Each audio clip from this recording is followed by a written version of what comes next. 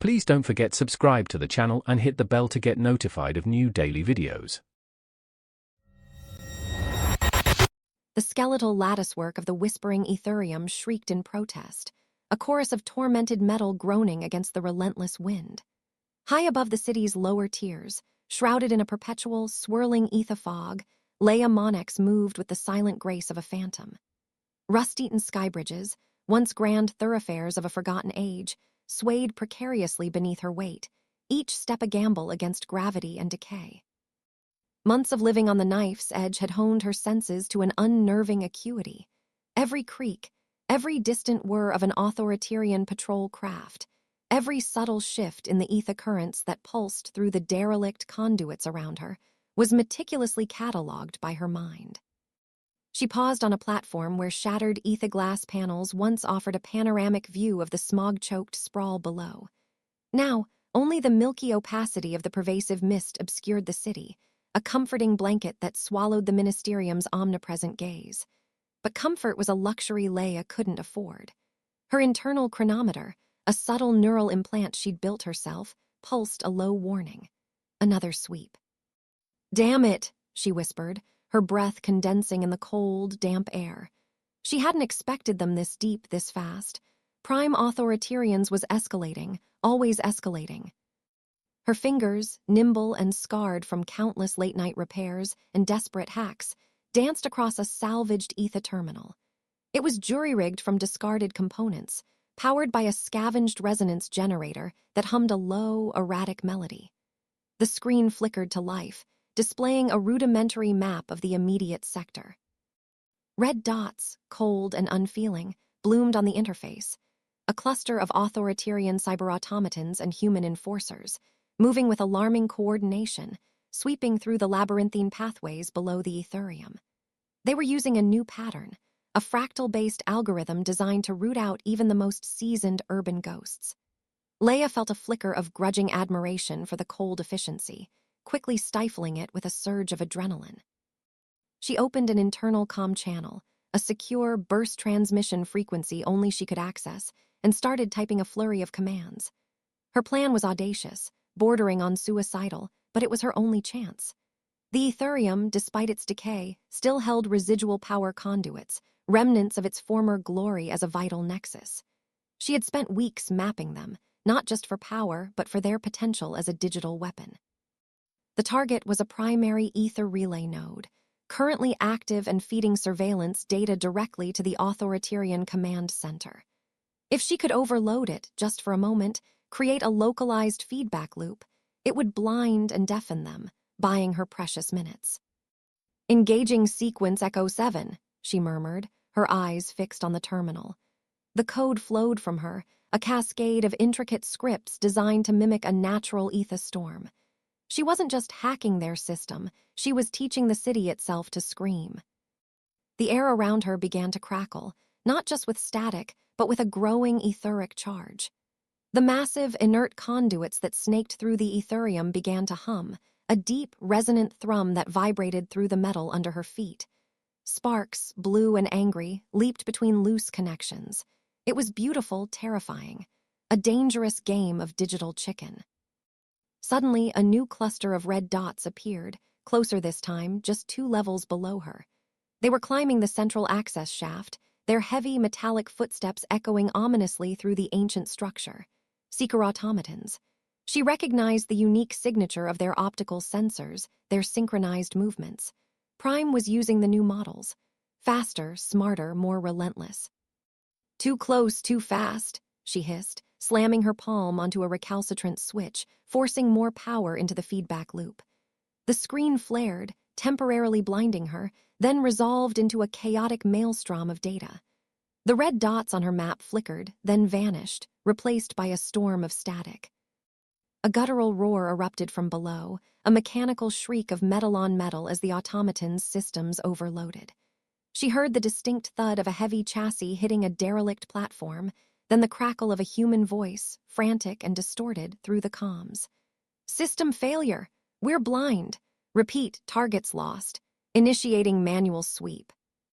Leiah didn't wait. The surge would only last a few minutes, maybe 5 if she was lucky.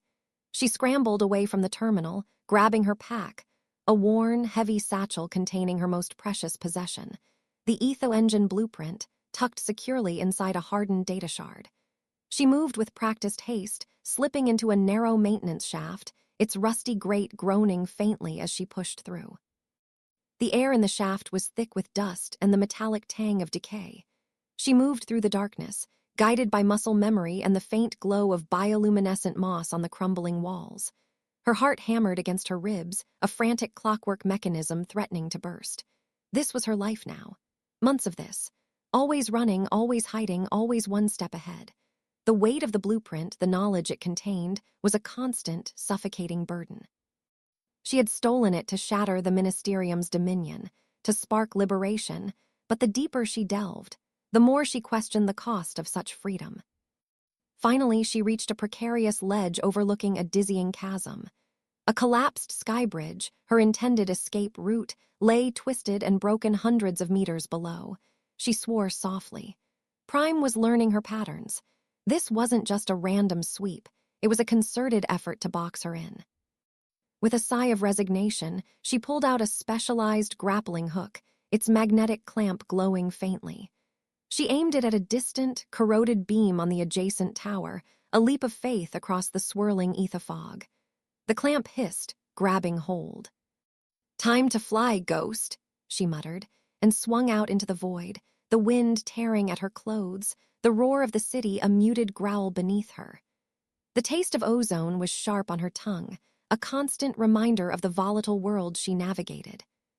Safely across, perched precariously on a derelict balcony, Leiah allowed herself a moment to catch her breath. The adrenaline began to recede, replaced by a familiar weariness that settled deep in her bones. She glanced at her pack at the hidden data shard, the Aether-Engine Blueprint. Its very name was a whisper of immense power, a promise of chaos or liberation, depending on whose hands it rested in. And for now, it rested in hers. She found a relatively sheltered alcove within the decaying apartment block, its windows long shattered, offering a panoramic view of the lower mid-tiers of the city.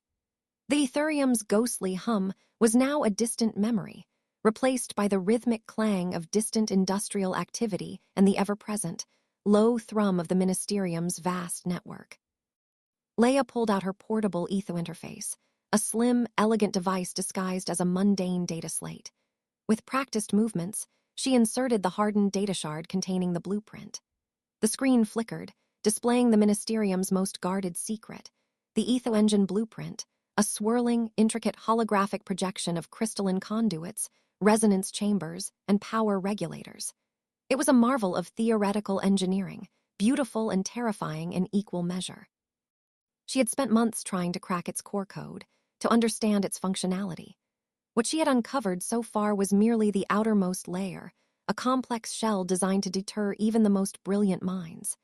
It was less a blueprint for a conventional weapon and more a schematic for a fundamental shift in etheric energy manipulation, capable of either unprecedented generation or devastating disruption. The implications were staggering. As she delved deeper, the blueprint unfurled before her in dazzling holographic layers. The initial schematic depicted a central resonance core, humming with simulated energy, surrounded by an array of intricate stabilizers. But as she tried to access the deeper subroutines, she hit a wall. Cryptic security measures, unlike anything she'd ever encountered, shimmered into existence. They weren't just digital locks. They were embedded within the very theoretical physics of the design itself, almost organic in their complexity. She isolated a particularly stubborn set of equations, a series of interwoven ether flux regulators that seemed to defy conventional logic.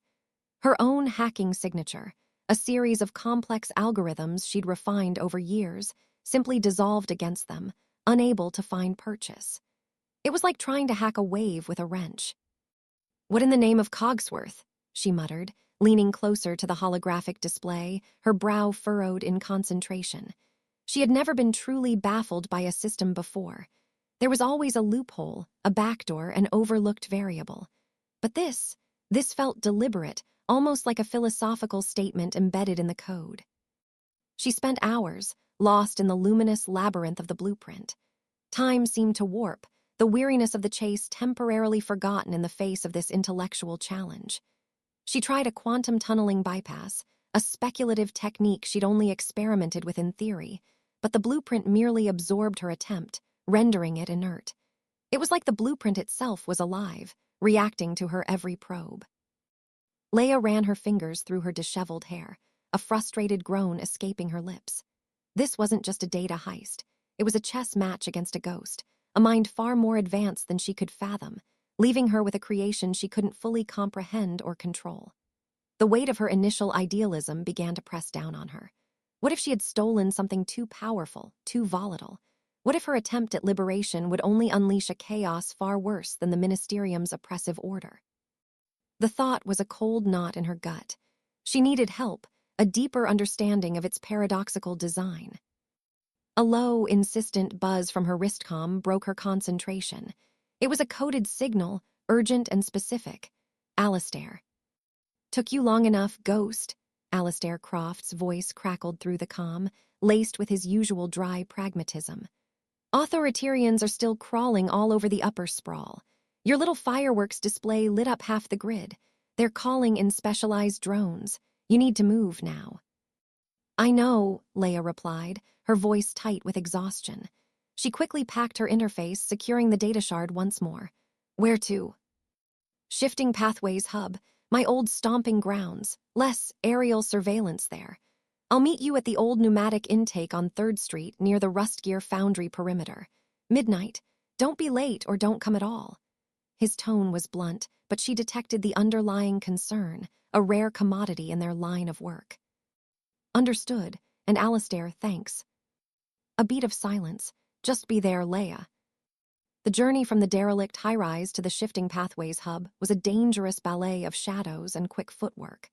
Leiah traversed the grimy rooftops, leaped across narrow chasms between buildings, and navigated the perpetually steam-hissing alleyways of the lower mid-tiers. The city, usually a symphony of regulated activity, now felt like a predatory beast, its mechanical eyes searching, its metallic breath hot on her heels. Alistair was waiting for her, a dark silhouette against the flickering gaslight of a deserted street corner. He was a man built for the shadows, his movements fluid and silent. His heavy trench coat, scarred and stained, seemed to absorb the meager light. He didn't offer a greeting, merely a curt nod. "They're throwing everything they have at you," he said, his voice a low rumble. "Prime Authoriterians has pulled every available unit from the northern sectors. Even the regular patrols are getting augmented with new optics. They're looking for etheric signatures, your specific frequency. Your little trick at the Aetherium probably just made you even more of a priority target." Leiah grimaced. "I figured as much. The automatons they sent were the new seekers, faster than I anticipated." Alistair grunted. "They're not just automatons anymore. Ministerium Cogsworth has approved Prime's requests for a new generation of hybrid enforcers. Part machine, part something else. They're getting desperate, or perhaps just more efficient." He led her into a recessed alley, pushing aside a heavy tarp to reveal a hidden entrance. "This way. The pneumatic intake hasn't been used in decades, but it still connects to some of the old maintenance lines. The Authoriterians haven't bothered to map them all yet." The passage was narrow, dark, and smelled of stale oil and damp earth. Leiah followed Alistair, his figure moving confidently through the gloom. He was her lifeline, her connection to the city's underbelly, a pragmatic survivor who provided critical services for a price, but with an unspoken understanding of the struggle against the Ministerium. She trusted him, as much as she could trust anyone in her precarious existence. They emerged into a vast, subterranean cavern, the former nerve center of the city's pneumatic delivery system. Towering, brass-bound pipes snaked across the ceiling like petrified serpents, leading off into myriad directions. The air was thick with the faint, ever-present hum of subtly rerouted ether currents, powering illicit tech. Makeshift shelters, crafted from salvaged gears and canvas, dotted the cavern floor. This was the Shifting Pathways Hub, a sanctuary for those who lived outside the Ministerium's oppressive gaze. Alistair led her to a small, enclosed room, once a control booth for the pneumatic tubes, now repurposed as a secure workspace. A single, low-powered ether lamp cast a warm, yellow glow over a cluttered workbench. "Here," Alastair said, tossing a small, leather-bound pouch onto the table. "New papers. Identity profile. Lyra Thorne, a mid-tier clockwork repair apprentice, recently transferred to the Cogbloom Conservatories. It's thin, but it'll get you past the initial scans. Remember, you're meticulous, a bit shy, always tinkering." Leiah examined the forged documents. An ID chip, a work permit, a ration card. The craftsmanship was impeccable. "Conservatories, huh? That's a bold choice. Heavy surveillance there." "Precisely why they won't look for you there," Alastair countered. "Everyone knows what a surveillance nightmare the conservatories are. Besides, it's a temporary solution, just enough to buy you some breathing room. Prime is looking for a ghost. You need to become something else for a while, a cog in the machine, as they say." He fixed her with a wary gaze. "What did you find this time, Leiah? What makes them this agitated?" Leiah hesitated, her hand unconsciously brushing against her pack. She couldn't tell him everything, not yet. Not about the true nature of the blueprint, the immense power it held. It was too dangerous, too destabilizing. "Just the usual, more layers of encryption than I anticipated. A very stubborn design." Alastair's eyes narrowed slightly, betraying a flicker of suspicion, but he didn't push. He respected boundaries, especially when secrets were involved. "Well, whatever it is, it's got Prime's circuits overheating. I've heard whispers from my network. He's personally overseeing the deployment of these new seekers. They're not just tracking ether signatures, they can analyze residual data traces, environmental resonance. They're designed to hunt you specifically." He tapped a finger on a schematic projected from his wrist-mounted device, a diagram of the new automaton models. "They're called chasers. Enhanced optical sensors, adaptive locomotion for varied terrain, and a unique ether resonance scanner. They can trace the specific output signature of individual ether devices, even those with heavy masking. Your portable interface, your neural implants, they have a unique energy profile. They're calibrating for it." A cold dread seeped into Leiah's bones. This was worse than she thought. It meant her very presence, her very thoughts transmitted via her implants, left a digital footprint. Prime was turning the city itself into a weapon against her. "How accurate are they?" "Too accurate," Alastair said simply. "They haven't found you yet, but they're getting closer. This sanctuary won't last forever. Even I have limits. You need to keep moving, keep changing, keep them guessing." He paused, his gaze thoughtful. "Or you need to neutralize what they're chasing." Leiah nodded, her mind already racing through possibilities. Neutralize the blueprint, or neutralize the threat from Prime. The former felt like admitting defeat, a betrayal of everything she fought for. The latter seemed impossible against the full might of the Ministerium. Meanwhile, high above, in the sterile, gleaming halls of the Ministerium, Prime Authoriterians stood ramrod straight before Ministerium Cogsworth. The Supreme Regulator's chambers were a testament to her absolute authority, walls of polished obsidian and brass, a ceiling of intricate clockwork gears that hummed with a barely perceptible, omniscient power. Ministerium Cogsworth herself was a figure of cold, almost ethereal, presence. Her face, though human in appearance, bore an ageless quality, her eyes like chips of obsidian, utterly devoid of warmth or wavering emotion. "Prime," her voice, a smooth, synthesized resonance, filled the cavernous chamber. "Report on the Monnex operation. I require a concise update on why this rogue element continues to elude our grasp." Prime didn't flinch. His own biomechanical augmentations hummed faintly beneath his uniform, a quiet testament to his unwavering dedication. "Ministerium, the parameters of the fugitive's evasion tactics have evolved. Her capacity for improvisation within our network infrastructure is significant. However, our counter-strategies have been refined. The deployment of the new chaser automatons, integrated with advanced ether resonance tracking algorithms, is yielding unprecedented results."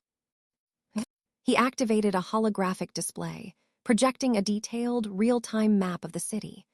Swarms of tiny, glowing blue dots represented Authoritarian units, methodically sifting through the lower districts. A single, flickering red dot, constantly shifting and fading, represented Leiah Monnex's last known and projected positions. Our analysis indicates she employs a unique energy signature derived from custom-built neural implants and etho-interface devices. Prime continued, his voice devoid of emotion, a pure conduit of data. The chasers are calibrated to isolate this specific frequency. We have correlated her recent digital trap in the Whispering Aetherium, a feedback loop that momentarily blinded our aerial surveillance with a specific energy surge pattern. The chasers can now read these residual etheric imprints, allowing us to project her movements with greater accuracy. He zoomed in on a section of the map, highlighting the shifting pathways hub. Her network of support, the so-called ghost runners, has provided temporary sanctuaries. We anticipate her next move will be into a more secure, subterranean location, likely within one of these established blind spots. Our current sweep is designed to compress these pathways, forcing her into a predetermined engagement zone. Ministerium Cogsworth's eyes, unblinking, remained fixed on the holographic map. Compress, engage, retrieve the blueprint. Her defiance is an anomaly. Anomalies are inefficient. This asset must be reclaimed. Its capabilities under unauthorized control represent a fundamental challenge to the stability of the Cogwheel Crown. Understood, Ministerium, Prime affirmed. The chasers are already mapping the subterranean conduits. We are adapting our strategy from wide-net sweeping to targeted extraction. It is a matter of hours before her current sanctuary is compromised. She cannot run forever. The city is a closed system, and we control all variables. His voice held an undertone of absolute certainty, a conviction forged in the Ministerium's rigid ideology. He saw Leiah Monnex not as a person, but as a dangerous equation to be solved, a flaw in the perfect logic of their dominion. His only conflict was the gnawing frustration that this single, unpredictable human element continued to defy the immutable laws of order he had been designed to enforce. He would eradicate that flaw. Back in the shifting pathways hub, Leiah had found a quiet corner, away from the hushed activities of Alistair's network. The new credentials, the warning about the chasers, it all underscored the urgency of her situation. She couldn't afford to waste a single moment. She reactivated her etho-interface, the holographic projection of the Aether-Engine Blueprint blooming once more before her.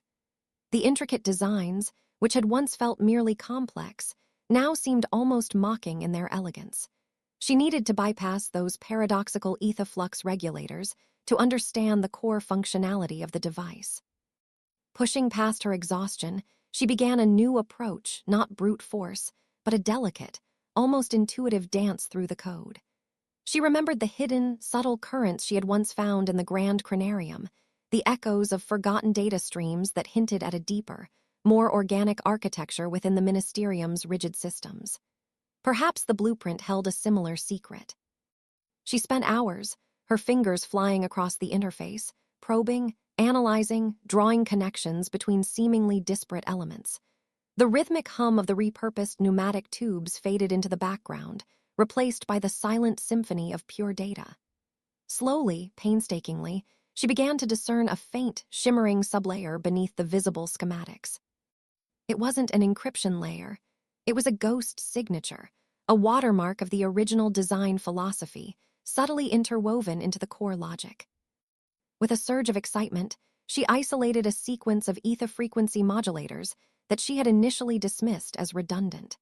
They pulsed with an irregular rhythm, almost like a heartbeat, distinct from the rigid mathematical perfection of the surrounding design. She initiated a deep scan, bypassing the blueprint's visible security protocols and targeting this anomalous signature. The holographic projection rippled, shifting its intricate patterns. The central resonance core, previously static, began to pulse with a faint crimson light. Then, text, deliberately obscured and fragmented, began to unfurl within the inner workings of the blueprint, visible only through a specific etheric lens she had just applied. Her eyes widened, reading the words, her breath catching in her throat. Original intent, safeguard, not unleash, but where unforeseen resonance cascades, the architecture's folly, a failsafe woven for the inevitable corruption. And then, a sequence of alphanumeric characters, a name almost but not quite decipherable, FNCH. BRTH Lomu. Leiah stared at the ghostly inscription, a chill spreading through her. Unforeseen resonance cascades. A failsafe. Not a weapon of liberation, but something designed to prevent something worse. This wasn't just a powerful engine. It was a ticking time bomb with a hidden kill switch. And its original designer, someone named Finch, had known it and built a warning into its very heart. The implications crashed over her. She had risked everything for this blueprint, believing it to be the key to freedom. But if it was designed with a failsafe, a control mechanism for its misuse, then it was even more dangerous than she could have imagined. Who was this Finch? And what had he seen, what had he feared, to embed such a cryptic, ominous warning into the very heart of his creation? The hum of the shifting pathways hub, the distant clangs of the city, all faded into a dull roar. Her entire perception of the blueprint, of the Ministerium, of her own mission, had just shattered. She was no longer just a ghost in the gears, a hacker on the run. She was now holding a paradox, a weapon designed with its own self-destruction, and the only one who truly understood it might still be out there. She had to find him. The acrid tang of recycled oil and stale steam clung to Leiah Monnex, a perpetual ghost in the temporary machine of Alistair Croft's shifting pathways hub. The repurposed pneumatic tube control room, a labyrinth of decaying brass conduits and silent conveyor belts, was a far cry from the echoing expanse of the whispering Aetherium, but it offered anonymity, albeit a precarious one. Outside, the city pulsed with an intensified dread. The Authoriterians, spurred by Prime's renewed directive, were tightening their mechanical grip, their cyber-automatons humming like vengeful hornets through the city's lower tiers, their ether sniffers tuned for any whisper of her presence. Leiah had felt the shift, a subtle tremor in the network, before Alistair confirmed it. Her digital traps, once a novelty, were now a necessity, each hastily laid snare a desperate plea for a few more precious hours. Her current sanctuary was more exposed, a testament to the escalating hunt. But here, within the nerve center of Alistair's subterranean network, she had the data feeds she needed, a constantly updating mosaic of sensor readings, broken reports, and the chilling silence of newly designated red zones. She sat hunched over a jury-rigged console, its ether glass flickering with the vibrant, maddening geometry of the Aether-Engine Blueprint. Months she had spent deciphering it, peeling back layer after encrypted layer, only to find herself staring at an insoluble paradox. The blueprint wasn't merely complex, it was antagonistic. She traced a particularly intricate series of ether resonance regulators, their schematics suggesting a design intended for both immense power generation and simultaneous, subtle disruption. It was like a clockwork heart designed to beat in two conflicting rhythms at once. Her fingers, stained with printer's ink and the faint sheen of ethagel, hovered over a particularly enigmatic section. A sequence of conduits, labeled harmonic dampeners, should, by all laws of ether mechanics, stabilize the output. Yet, embedded within their very structure were inverse frequency emitters, designed to introduce controlled dissonance. It was counterintuitive, bordering on insane. "No, no, no," she murmured, her voice a rough whisper against the hum of the console. A lock of dark hair, streaked with oil, fell across her face as she leaned closer. "This makes no sense. Why build in a self-destructive feedback loop disguised as a failsafe? Or is it a failsafe disguised as a self-destructive loop?" Her own understanding, forged in the fires of forbidden networks and Ministerium-grade encryption, was immense. She could dismantle and rebuild an ether network blindfolded, hack the very cog logic of a surveillance drone with a thought. But this blueprint defied logical engineering. It had elements of genius, undeniable and terrifying, but married to a subtle, almost philosophical sabotage. It hinted at a mind that understood ether physics not just as a science, but as an art, capable of weaving conflicting intentions into a singular, cohesive design. She punched up a cross-reference sequence, trying to match the paradoxical components to any known Ministerium-grade tech. Nothing. The closest analogies were archaic, proto-etheric concepts, long abandoned due to their inherent instability or their sheer, bewildering complexity.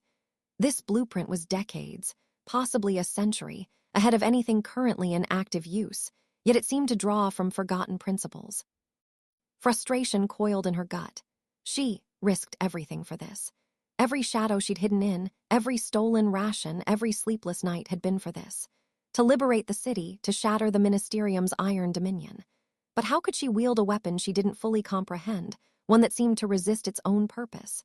The cryptic warning she'd found embedded in the initial schematics, unforeseen resonance cascades, echoed in her mind. It wasn't just a technical caution. It felt like a moral burden, a ghost whisper from the designer themselves.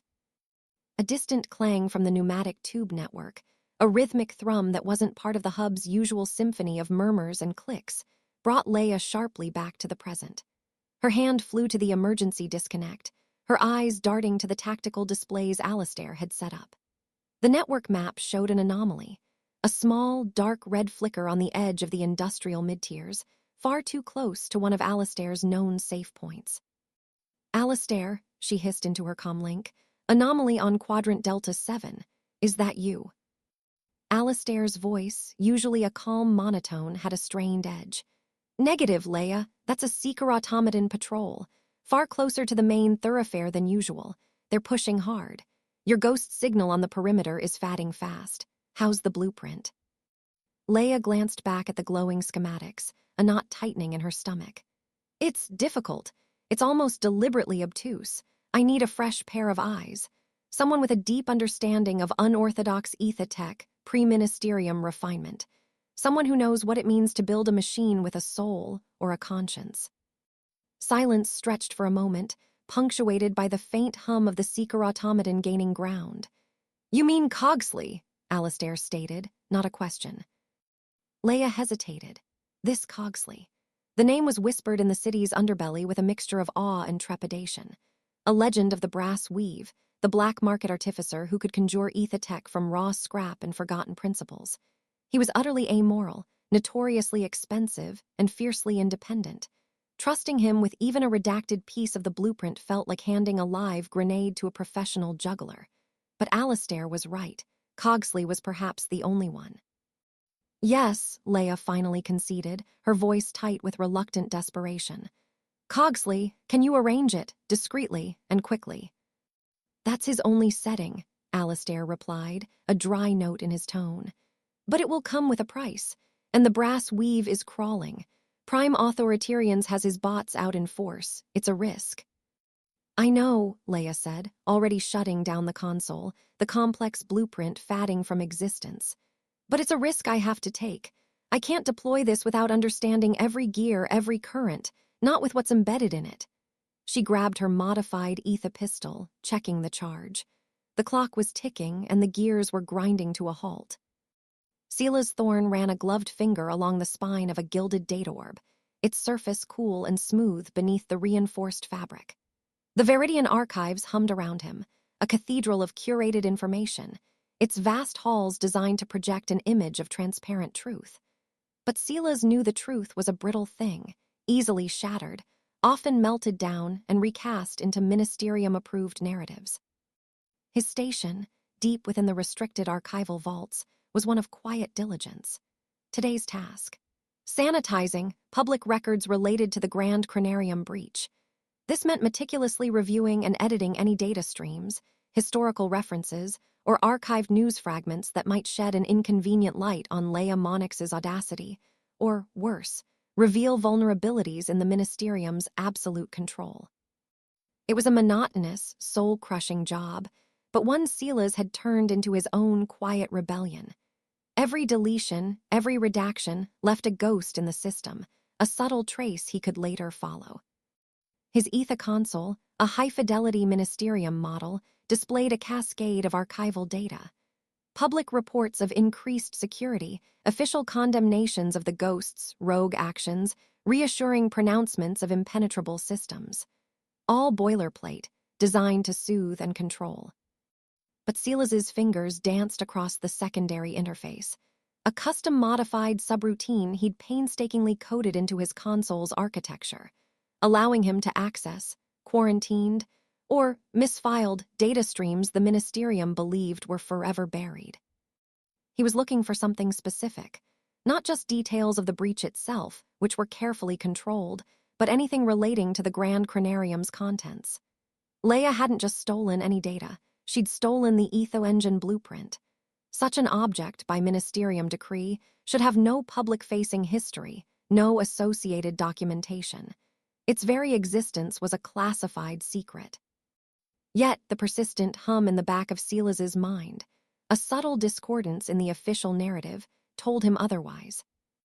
He sifted through a mountain of public advisories, his eyes scanning for anomalies. Flux Stabilization Reports, Q4, cycles 234-35, Grand Chronarium Security Audits, Early Cycle, Historical Infrastructure Adjustments. His fingers paused. Proto-Ether Resonance Harmonization Project, Decommissioned, Cycle 187. Decommissioned, that was the keyword. The Ministerium rarely decommissioned projects. They subsumed, repurposed, or more often erased. To simply label something decommissioned suggested a failure too profound to be spun or a discovery too dangerous to be acknowledged. He highlighted the entry, his heart beginning to beat a little faster.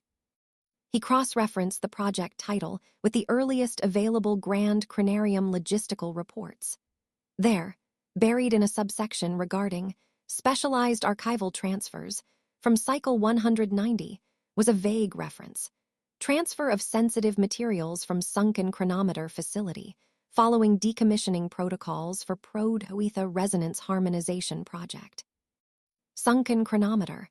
The name resonated with a faint, almost forgotten echo.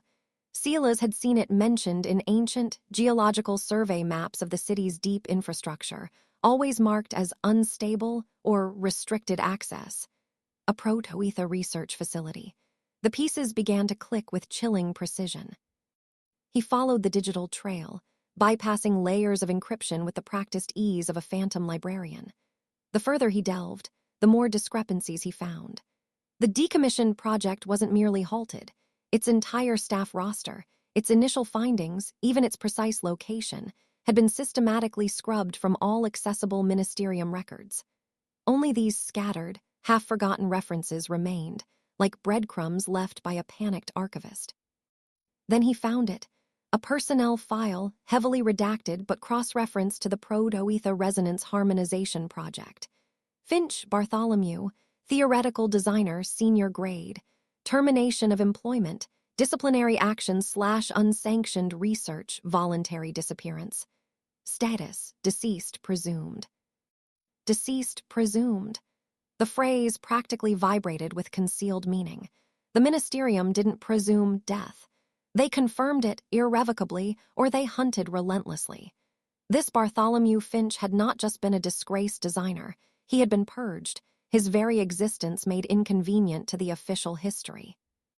And he had worked at the sunken chronometer, on the Proto-Ether Resonance Harmonization Project, a project whose very name hinted at the kind of intricate, paradox-laden technology Leiah Monnex now possessed. Silas's breath hitched. He had a connection, a thread of suppressed truth. The Aether-Engine Blueprint wasn't just a weapon. It had a history, a designer, and a deliberate reason for being buried. This Finch, presumed deceased, might still be alive, a ghost in the Ministerium's meticulously crafted past, just as Leiah Monnex was a ghost in its present. He carefully copied the fragmented data, routing it through his clandestine, encrypted channels to a dead drop known only to a handful of individuals who dared to operate outside the Ministerium's all-seeing eye. He wasn't sure who would find it, or how they would use it. But the information needed to be out there, a whisper of truth in the sterile halls of manufactured reality. He wiped his console, restoring it to its sanitized state, the faint scent of ozone and aging parchment filling his lungs. The weight of his discovery pressed down on him, a moral burden he could no longer ignore. The brass weave market was a subterranean beast, perpetually snarling and hissing beneath the city's forgotten foundations. Alistair Croft moved through its labyrinthine alleys with the fluid grace of a shadow, his eyes constantly scanning, his senses attuned to every tremor in the illicit currents. He wore the standard garb of a junker, stained overalls, and a heavy, oil-streaked coat that obscured the discreet community nestled against his ear. "Stay close, Leiah," he murmured, his voice barely audible over the chaotic symphony of haggling, clanking gears, and the incessant hiss of untamed steam. Patrols are heavier tonight. Seeker automatons on the upper perimeter and human enforcers have flushed out half a dozen petty gangs already. They're making a statement. Leiah, disguised in a heavy cowl and a salvaged respirator mask that hid most of her face, nodded, her hand resting lightly on the hilt of her pistol beneath her coat. The air was thick with the scent of ozone, stale oil, and a dozen competing, illicit aromas. Makeshift stalls, cobbled together from rusted brass piping and salvaged gears, jutted out from every wall, offering everything from forbidden Aether-tech components to forged identities. This was the city's beating, defiant heart, a chaotic counterpoint to the Ministerium's sterile order. But tonight, that heart felt dangerously exposed. "I see him," Alistair said, angling his head subtly towards a stall tucked away in a shadowed alcove. It appeared innocuous, overflowing with pre-Ministerium clockwork curiosities, singing bird boxes, perpetual motion toys, intricate brass automatons that danced to unheard melodies. Yet it pulsed with a discreet, untraceable ether signature that only someone like Alistair or Leiah could detect. This Cogsley sat hunched over a workbench cluttered with half-dismantled mechanisms, a magnifying loop screwed into his eye. His hands, gnarled and scarred, moved with the precision of a surgeon. He wore a greasy leather apron, and his long, wispy hair, the color of old rust, fell over his shoulders. He was older than Leiah had expected, with a face etched with cynicism and a flicker of deep intelligence in his eyes. He didn't look up as they approached, merely grunting. "Alistair, to what do I owe the displeasure of your company and that of your hooded friend?" Cogsley's voice was a low rasp, like gears grinding without lubrication. "A mutual associate needs your insight, Cogsley," Alistair said, his hand resting on a stack of discarded ether coils, a silent warning to any eavesdroppers. "On a rather unique piece of pre-Ministerium tech." Cogsley finally looked up, his gaze piercing through Leiah's cowl, assessing, dissecting. His eye, even without the loop, seemed to see more than most. "Unique, eh? Not much is unique these days. Everything's a cheap knockoff of someone else's broken dream." He wiped his hands on a greasy rag. "And you know my prices. They're higher tonight. Ministerium's got ants in their pants. Good for business, bad for discretion." Leiah stepped forward, pulling a heavily encrypted data shard from an inner pocket. "The price won't be an issue, Cogsley, and discretion is paramount." She laid the shard on the workbench, careful to keep her distance. "I need your perspective on something unusual, a blueprint." Cogsley picked up the shard, his fingers surprisingly delicate despite their rough appearance. He turned it over, examining the casing. "Encrypted to the teeth, I see, always the most interesting ones." He brought it to a small console built into his workbench, its ether glass screen flickering to life. "Redacted, I presume." "Heavily," Leiah confirmed. "Specific sections, diagrams for ether resonance regulators and stabilization matrices. I've left enough to show the design principles, but nothing to allow replication or full understanding." Cogsley merely hummed, his attention already absorbed by the unfolding schematics. The blue-green glow of the ether glass illuminated his face, revealing a flicker of intense concentration. Leiah watched him, every muscle tensed, ready for any sign of betrayal or avarice. This Cogsley was a legend, but legends could be bought. And the blueprint, it was a treasure beyond measure. He worked in silence for several long minutes, his multi-jointed fingers occasionally tapping a command, zooming in on intricate details. Leiah watched his eyes, trying to discern his thoughts. There was a spark there, a nascent curiosity that slowly morphed into something deeper, more profound. He leaned closer, muttering to himself, a series of complex calculations and archaic ether terms Leiah herself had only vaguely encountered in forgotten research papers. "Fascinating," he finally rasped, leaning back, the magnifying loop still perched on his eye. "Truly fascinating. The paradox, the deliberate counterfunctionality, it's almost poetic." Leiah felt a tremor of hope, quickly suppressed by paranoia. "Poetic?" Cogsley grunted. "Yes, any fool can design a circuit for power. Any idiot can design one for destruction. But this is designed for both. A harmonious dissonance. A failsafe that is the weapon and a weapon that contains its own undoing." He peered at Leiah, his single exposed eye glinting. You've only shown me fragments, but the underlying signature, it's unlike anything I've ever encountered. Not Ministerium. Far too elegant, far too subtle for their blunt instruments. You recognize the design principles, Leiah pressed, a desperate urgency in her voice. Principles, yes. Execution, no. It speaks of a mind that understood Aether at a fundamental level, predating the Ministerium's rigid classifications. A singular genius. Someone who saw the Aether not as a resource to be harnessed, but as a living force to be choreographed. He paused, tapping the data shard.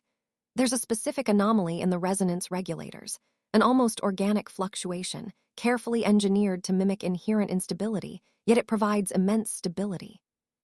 It's an illusion, a calculated lie built into the very core of its truth. Leiah's mind reeled. His description mirrored her own confusion, but Cogsley was articulating it, finding patterns in the chaos. Who could design something like this? Cogsley shrugged, a cynical twist to his lips. Someone who understood the inherent dangers of unchecked power. Someone who wanted to ensure that their creation, no matter how potent, could never truly be misused without a profound understanding of its inner workings. A design of conscience, perhaps. He pushed the data shard back across the bench. I can tell you this much. Your blueprint, even in its redacted form, confirms my suspicion that its creator was not just brilliant, but profoundly wary of their own invention. They built in a puzzle, a riddle, to ensure only the worthy, or perhaps the desperate, could truly unlock its full potential. He met Leiah's gaze, a glint of something unreadable in his eyes. But I can't tell you more, not without full access. And even then it would require weeks, months. This isn't just a technical challenge, little ghost. It's a philosophical one. The designer, they weren't just an engineer. They were a philosopher, a poet of the gears. You need to find them, or someone who thought like them. Someone who understands why a clockwork heart would be designed to both beat and break itself. Leiah felt a cold dread mix with a surge of revelation. Find the designer. It made terrifying sense. The warnings, the paradoxes, the inherent moral conflict of the blueprint itself, it all pointed to a singular mind. But who and where? Suddenly, the brass weave shifted. A distant siren, unlike the market's usual warnings, shrieked, cutting through the din. It was an authoritarian sound, sharp, insistent, and perilously close. The rhythmic thud of heavy boots began to echo through a nearby passage, accompanied by the whirring of servos. They're here, Alistair growled, pushing Leiah back from the stall. Prime's sweep, faster than expected. Cogsley, ever pragmatic, merely clicked his tongue.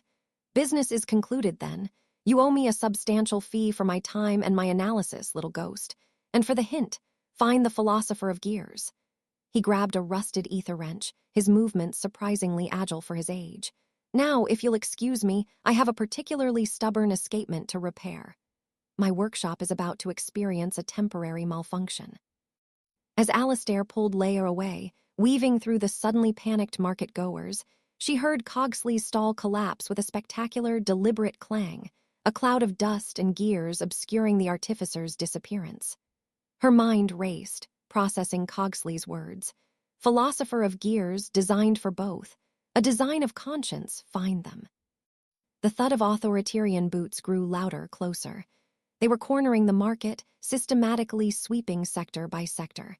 Alistair shoved her into a narrow, unlit crevice between two overflowing scrap piles. Hold tight. We'll use the forgotten service ducts. It'll be tight. Leiah pressed herself against the cold metal, the distant shouts of enforcers and the metallic whirring of seekers echoing through the enclosed space. Cogsley's words rang in her ears. She hadn't just stolen a weapon, she'd inherited a riddle. And the answer, if it still existed, lay with a forgotten genius, a ghost from the Ministerium's past. Prime Authoriterians stood on the central dais of the Omnisurveillance Data Hub, a sprawling chamber within the Authoritarian citadel. A holographic projection of the city shimmered before him, a living, breathing map of ether currents, surveillance grids, and ever-shifting red zones.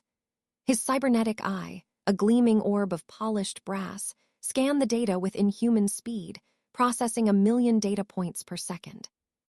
Report on the brass weave market sweep, he commanded, his voice devoid of inflection, echoing in the vast, cold space. A junior officer, trembling slightly, snapped to attention. "Prime, the sweep of Sector Gamma 9 has resulted in 12 arrests, 3 clandestine operations dismantled, and a significant seizure of illicit Aether-tech. However, this Cogsley, the primary target for illegal Aether-tech brokerage, evaded capture.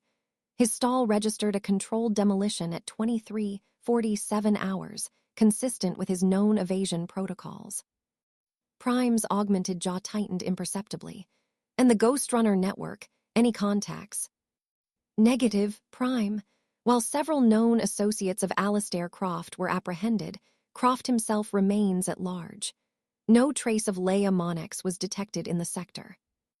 A familiar frustration, a cold, precise anger stirred within Prime. Leiah Monnex was a persistent irritant, a flaw in the Ministerium's perfect design.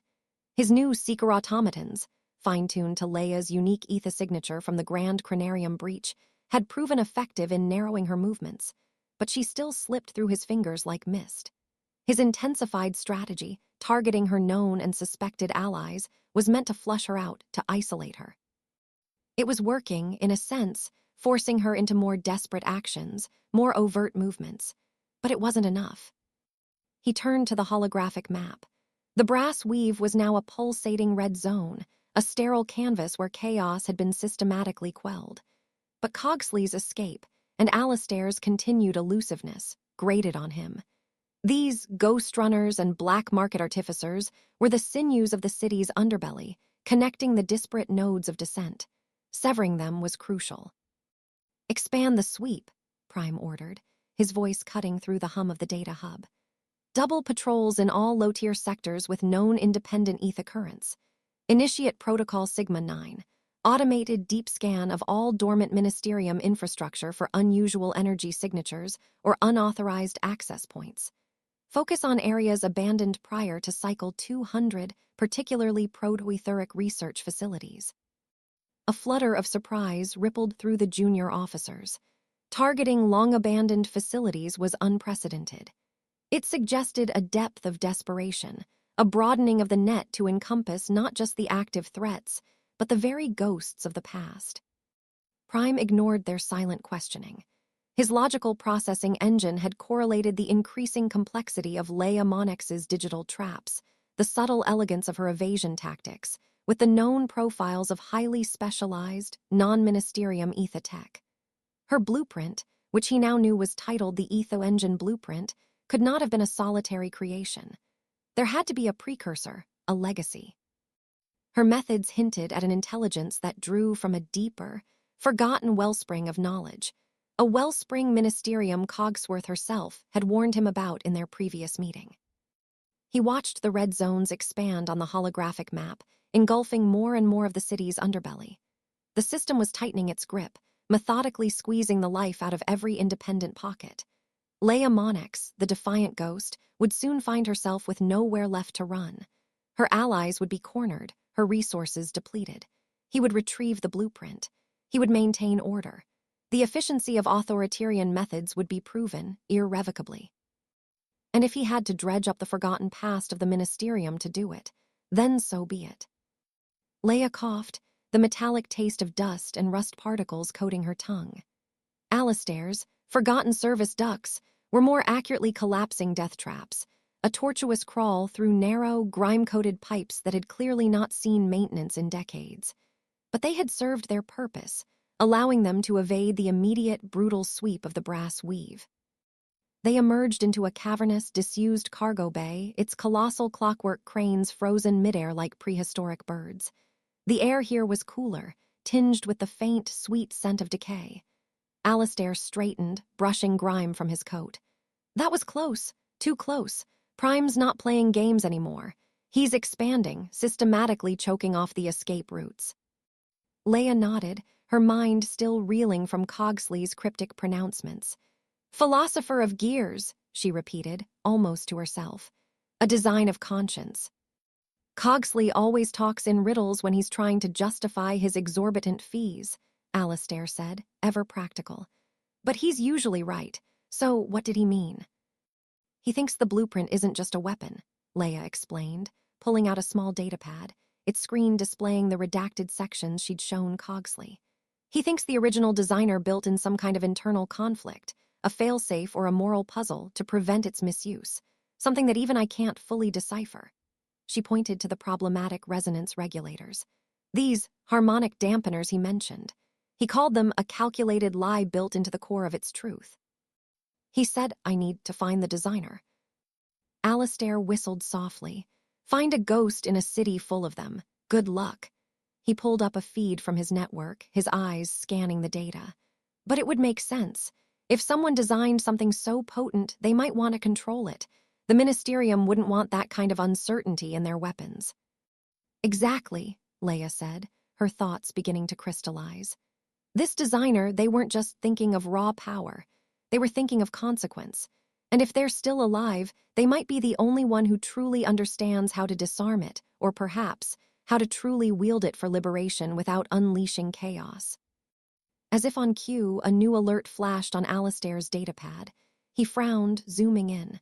What is this? A new data packet from one of my deep drop points. Unorthodox routing, heavily encrypted, and it's coming from the Viridian archives. He looked at Leiah, a flicker of surprise on his face. Sela's Thorn is playing a dangerous game. Leiah leaned over, her breath catching. The Viridian archives. Sela's Thorn, the meticulous archivist who supposedly sanitized public records. Why would he be leaking data, and from such a secure location? Alistair opened the packet, decrypting it on the fly. A series of fragmented files, cross-referenced personnel records, and obscure project titles scrolled across the screen. Leia's eyes darted through the text. Protoether Resonance Harmonization Project, decommissioned, Cycle 187, Sunken Chronometer Facility, Finch, Bartholomew. Theoretical designer, senior grade. Status, deceased presumed. The words hit Leiah with the force of a physical blow. Finch, Bartholomew Finch. The name echoed Cogsley's description, a singular genius, a philosopher of gears, the sunken chronometer, a protoether research facility, decommissioned, presumed deceased. It all fit. The pieces clicked into place with a sudden, alarming clarity. Cogsley's cryptic hints, Sela's daring leak, her own profound confusion with the blueprint. They all pointed to this one individual, this Bartholomew Finch, and his forgotten facility. He's not presumed deceased, Leiah murmured, a fierce determination igniting in her eyes. He's in hiding, just like the blueprint, just like me. She looked at Alistair, her gaze unwavering. We have to find him, he's the key. The only one who can explain the Aether-Engine Blueprint, its true purpose, and how to activate its design of conscience without destroying the world. Alistair's expression was grim. If Prime's already sweeping long-abandoned facilities, he's thinking along similar lines. We're on a clock, Leiah, and a dangerous path. The sunken chronometer is deep in the forgotten districts, unstable, and likely crawling with Authoriterian probes if Prime's new directive is already in effect. Leiah tightened her grip on her pistol, the weight of the Aether-Engine Blueprint now a palpable burden in her hands. She knew the danger. She knew the ruthlessness of Prime Authoriterians. But for the first time since she stole the blueprint, she felt a surge of genuine, albeit terrified, hope. There was an architect behind the chaos, a conscience behind the weapon, and she would find him. The next chapter of her desperate flight had just begun, leading her into the forgotten, waterlogged depths of the city, towards a truth buried for decades. The metallic tang of ozone still clung to Leia's tongue, a faint ghost of Cogsley's workshop, even as she hunched over her private console in Alistair's temporary safe house within the sprawling, cautiously humming shifting pathways hub. The makeshift room, carved from a disused pneumatic sorting chamber, was barely large enough to stretch in, its curved brass walls enclosing her like a forgotten seed in a gigantic mechanism. Dust motes danced in the single beam of artificial light filtering from a repurposed ether lamp, highlighting the frantic energy of her fingers across the illuminated data slate. The redacted portions of the Aether-Engine Blueprint, the ones Cogsley had scrutinized just days ago in the brass weave market, pulsed on her screen, now overlaid with his hastily transcribed notes. Unique ether resonance regulators, paradoxical energy signature, a singular hand. His words echoed in her mind, mingling with the blueprint's own cryptic warnings of unforeseen resonance cascades. Warnings she'd initially dismissed as mere security protocols, a clever form of digital obfuscation. Now, they felt like deliberate, almost empathetic cries for caution, etched into the very fabric of the design. A small, untraceable data shard, passed to her by one of Alistair's silent runners only hours ago, lay beside her console. Cogsley had forwarded it, a flicker of light from the deep, hidden currents of the city's information network. It contained fragmented whispers of Sela's Thorn Viridian archives, suppressed data proto-ether facility, disgraced designer.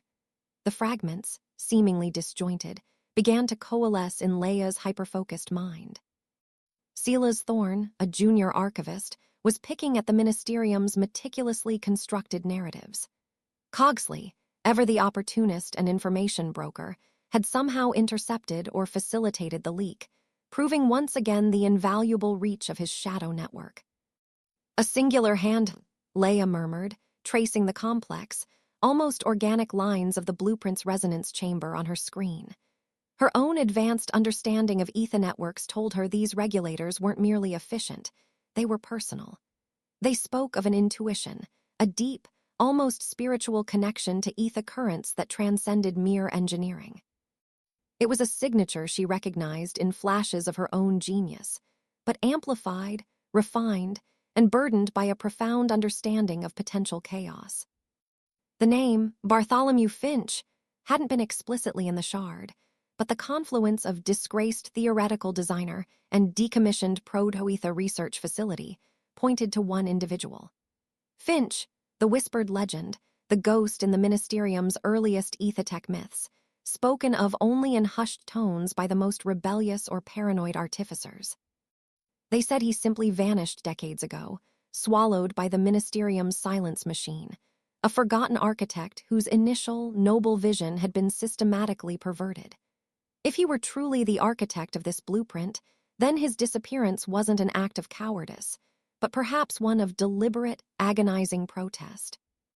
A shiver, not from cold but from a sudden, profound clarity, ran down Leiah's spine. The blueprint wasn't just a weapon or a tool of liberation. It was a moral dilemma in brass and ether, encoded with the very conscience of its creator. Those paradoxical resonance regulators weren't flaws, they were safeguards, a failsafe. She felt it with the intuitive certainty of a master hacker recognizing a hidden backdoor, a secret subroutine that defied the apparent function. The Ministerium, in its endless quest for absolute power, had stolen a design intended to prevent absolute power. The irony was a bitter, metallic taste in her mouth.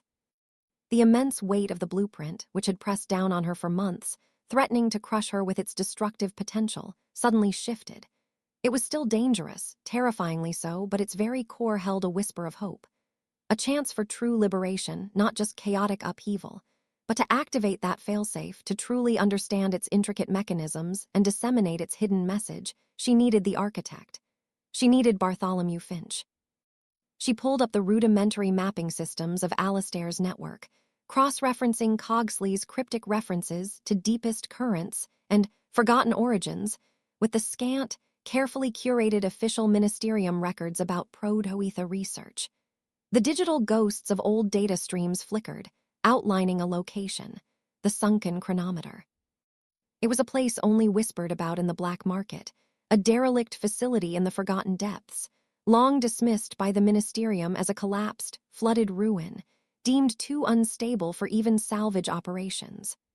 A perfect place for a ghost to hide, forgotten by the living, yet still humming with the silent echoes of a past vision. A soft knock on the brass door broke her intense focus. "Leiah, you got a minute?"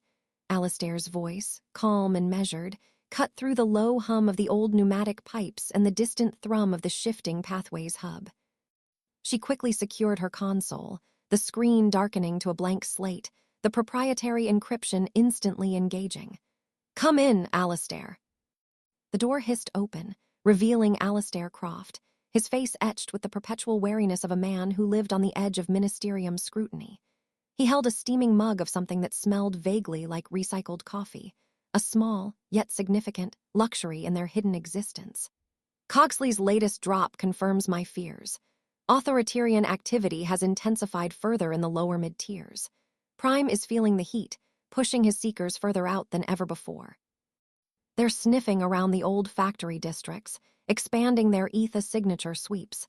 Looking for something specific, it seems. Leiah nodded, her mind already several steps ahead. It confirms my suspicions. They're looking for something beyond just me, my Aether signature, but also the blueprint. They know it's powerful, but they don't know how to use it, or perhaps how to prevent its true function. Or maybe they just fear it being used at all by anyone but them. Alistair leaned against the doorframe, his gaze sharp, assessing. Cogsley's report also mentioned a ghost from the past, a name he wouldn't transmit directly, but hinted at during our last drop-off. Someone connected to the initial Aether-tech designs. Sela's Thorn's archival anomaly, it seems. You think there's a link? More than a link, Leiah said, rising and packing the small chamber. The confinement chafed at her, but the surge of purpose invigorated her. Cogsley's observations about the blueprint's design and Sela's intelligence about the proto-Aether facility, they're all pointing to one man, Bartholomew Finch, the original architect. I believe he's still alive, hidden in the sunken chronometer. Alistair's usual composure wavered for a fraction of a second, a fleeting mask of surprise. Finch, that's an old name, supposedly dead decades ago. Ministerium archives list him as retired with complications. The sunken chronometer is a myth, Leiah, or a death trap. Flooded, unstable, off-grid even for us. Authoriterians wouldn't waste resources there. It's too irrelevant. Exactly, Leiah countered, a fierce light in her eyes. It's the perfect place to hide. And if I'm right, if the blueprint contains a failsafe, then Finch is the only one who can tell me how to activate it. Or, more importantly, why he put it there. The Ministerium would want that knowledge buried with him. That's why Prime isn't looking there, because they already assume Finch is dead, harmless, and they don't want to draw attention to his work being anything other than an obsolete experiment. She pulled up the crude, hand-drawn schematics of the sunken chronometer, gleaned from Alistair's own deep-tier maps. It was a spiderweb of crumbling tunnels, defunct conduits, and vast, partially submerged chambers. This isn't just about survival anymore, Alistair. It's about understanding what I stole. If this is a weapon, I need to disarm it. If it's something more, something that can truly dismantle the Ministerium without shattering the city, I need to know how to wield it responsibly. Finch is the key to both. He's the only one who can translate the true intent of the blueprint. Alistair sighed, running a hand through his short, practical hair. You're talking about diving into a place literally erased from all official records. Prime's net is tightening. Every move you make becomes exponentially riskier, and this is a plunge into the abyss. His voice was laced with a weary pragmatism that Leiah knew well. He wasn't arguing with her conviction, merely the practical dangers that came with it. Then we move fast. Can you connect me with Cogsley? We need his technical insight for the route, and perhaps his unusual tools. And your maps, Alistair. Every forgotten pipe, every disused rail line, every tremor sensor blind spot. I need to get there undetected, and quickly. Alistair studied her for a long moment, the flickering lamplight reflecting in his eyes, searching for any hint of recklessness, of suicidal fervor. He saw the fire there, the unwavering resolve that made Leiah Monnex not just a hacker, but a force to be reckoned with. He understood the gamble, the immense stakes, both for her and for the fragile network he protected. All right, he finally said, a hint of grudging respect in his tone. But this isn't a run, Leiah. This is an expedition into the dark. We pull out if it looks like a trap, if the risks outweigh the reward, if a single Authoritarian is sighted. No heroes, just survivors, understand. Understood, Leiah said, a ghost of a smile touching her lips, a rare expression of something akin to fierce joy. She didn't want to be a hero. She just wanted the truth and a chance to set things right. The meeting with Cogsley took place a few hours later, in a barely lit, cramped alcove of the brass weave market, nestled behind a towering stack of defunct steam regulators and next to a stall selling questionable ether coils. The air was thick with the scent of stale oil, ozone, and unwashed bodies, punctuated by the rhythmic clang of illicit transactions and the hushed whispers of deals being struck. Cogsley, his augmented spectacles perched on his nose, peered at the crude, glowing map Leiah had sketched on a disposable datapad, outlining the deepest known access points to the sunken chronometer. Alistair stood guard nearby, his presence a silent assurance in the chaotic hum of the market, his eyes constantly scanning the shifting faces of the crowd. The sunken chronometer, Cogsley mused, his voice a low rasp, like dry leaves skittering across pavement.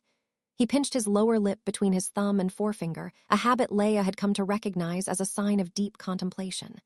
Legendary, a fool's errand, most would say, too deep, too unstable, too wet, and too dangerous for even the most desperate scavengers, a forgotten tomb. But not for you, Cogsley, Leiah pressed, leaning closer, her voice barely audible above the market's din. You deal in the impossible, and your network brought me Sela's Thorn's intel, which confirms my suspicion. Finch is there. He's the original designer of the Aether-Engine, and the blueprint I stole, it's not what the Ministerium believes it to be. It's more and less than a weapon. Cogsley looked up. His eyes, usually shrewd and calculating, now held a flicker of genuine intrigue. His gaze was sharp, dissecting.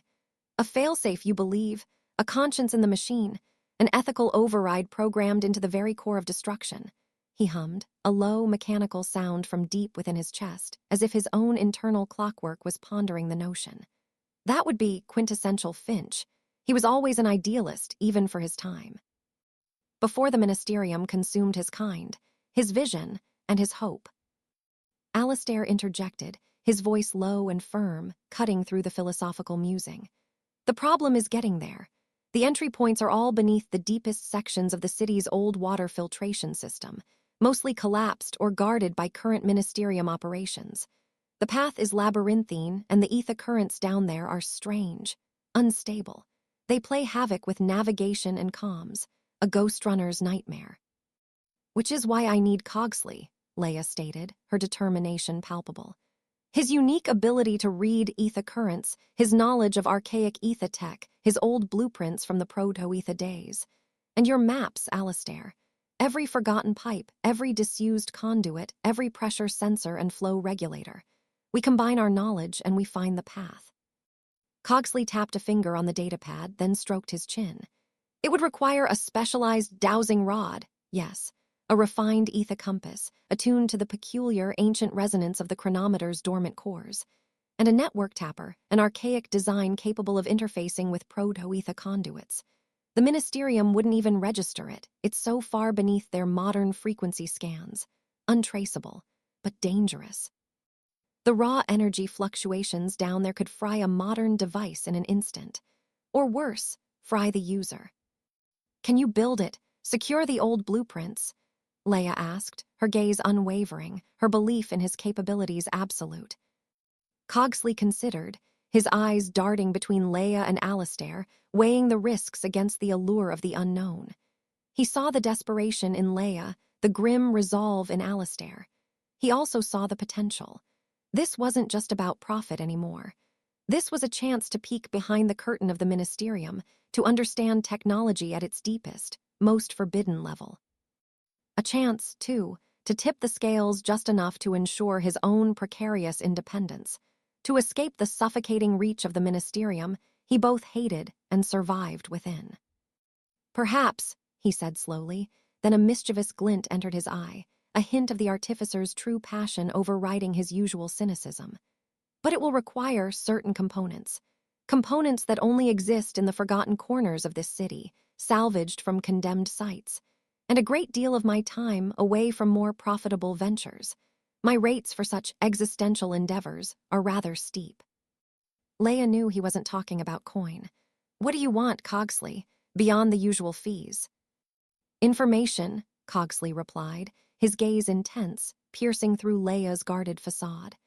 Everything you find, the true nature of this failsafe, the core programming, the intent behind it, I want to understand. This is a chance to see the true face of Aether-tech, unfiltered by the Ministerium's propaganda, uncorrupted by their desire for control. To understand what they sought to bury.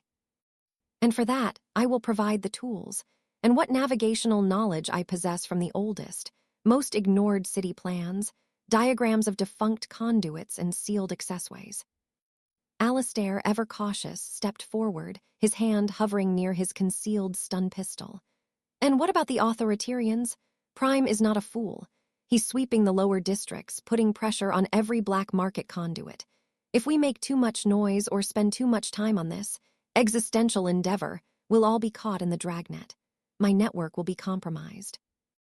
We move swiftly and silently, Leiah declared, her voice low but firm. Alistair, your network provides the cover, the diversions, the blind spots. Cogsley, your tools guide us through the forgotten paths. I will retrieve Finch and the answers he holds. This is the last chance for the blueprint to be used for its intended purpose, not as a weapon, but as a key to true liberation, a true unveiling. Cogsley nodded, a rare, almost imperceptible smile touching his lips. Very well. I'll prepare the instruments. Meet me at the old water turbine station, Sector Gamma 7, just before the deepest sluice gates at midnight. Alistair will provide the discreet route and ensure no unwelcome eyes follow. The journey to the sunken chronometer was a descent into the city's forgotten subconscious, a plunge into the cold, damp heart of its engineered history. Leiah and Cogsley navigated a labyrinth of perpetually dripping tunnels, disused steam pipes, and ancient conduits that branched like petrified arteries beneath layers of urban sprawl. Alistair's meticulously updated maps, stored on a hardened, waterproof data slate, were their only guide through the oppressive gloom, often relying on his runners, real-time whispers through highly encrypted, short-range comms about patrol movements above, a constant reminder of the ever-present threat of prime Authoriterians, relentless hunt. Cogsley, clunky in his heavy oilskin coat and augmented spectacles, led the way, his custom-built ether-dousing rod twitching and humming in his hand like a nervous insect. It was a crude, brass contraption, its central needle oscillating wildly, sometimes violently, in response to the strange, resonant energies permeating the deep. The chronometer's cores, he'd explained, his voice a low drone against the echoing drips. They emit a unique, almost organic etheric pulse. Like a heartbeat, long dormant, but still faintly present beneath the layers of sediment and decay. The air grew heavier with each descending level, thick with the scent of damp earth, rust, and something else. A faint, almost metallic sweet aroma that Leiah couldn't quite place, both alluring and unsettling. Patches of bioluminescent moss clung to the crumbling brickwork and calcified conduits, casting an eerie, phosphorescent glow that made the shadows seem to writhe with unseen movement. Water was everywhere, sluicing in unseen channels, pooling on the uneven floor, or cascading from burst pipes that had been silent for decades. Their boots splashed through icy puddles, the sounds echoing unnervingly in the vast, forgotten spaces, each splash a potential betrayer of their presence. Leiah followed close behind, her own senses on high alert, relying more on instinct than visual cues. The sounds of dripping water, the distant, muffled rumble of the city's active infrastructure far above, the subtle creaks of shifting earth, the almost imperceptible hum of ancient, dormant ether lines. Every sound was a potential threat, every shadow a potential hiding place for an unseen danger. Her internal chronometer, usually precise, felt disoriented by the strange, fluctuating ether currents that Cogsley had warned about, currents that felt like the confused dreams of a sleeping giant. The bespoke network tapper, a slender brass tool Cogsley had crafted, felt heavy and cold in her hand, a conduit to unknown, archaic energies. They crawled through narrow maintenance shafts, their shoulders brushing against corroded metal, the air growing tighter, richer with the scent of damp stone and stale machine oil. Leia's breath plumed in the cold, humid air, and she felt the slow, persistent burn in her muscles. This was far from the sterile, digital battleground she was used to. This was visceral, raw, a physical challenge she hadn't faced in months, a true test of endurance. Every instinct screamed at her to turn back, to retreat to the relative safety of the shifting pathways hub. But the blueprint's silent promise pulled her deeper, a magnetic force guiding her through the gloom. After what felt like hours measured by aching joints and numbed fingers, they emerged into a vast, cavernous space. Here, the water was deeper, reaching their knees, silent save for their cautious footsteps. Above them, a colossal chronometer core, an immense, intricate timing mechanism, stood like a petrified titan in the gloom. Its brass gears, large as wagon wheels, were fused with rust, draped with bioluminescent algae that pulsed with a faint, sickly green light. The sheer scale of it was breathtaking, a testament to an ambition long buried, a forgotten dream left to decay.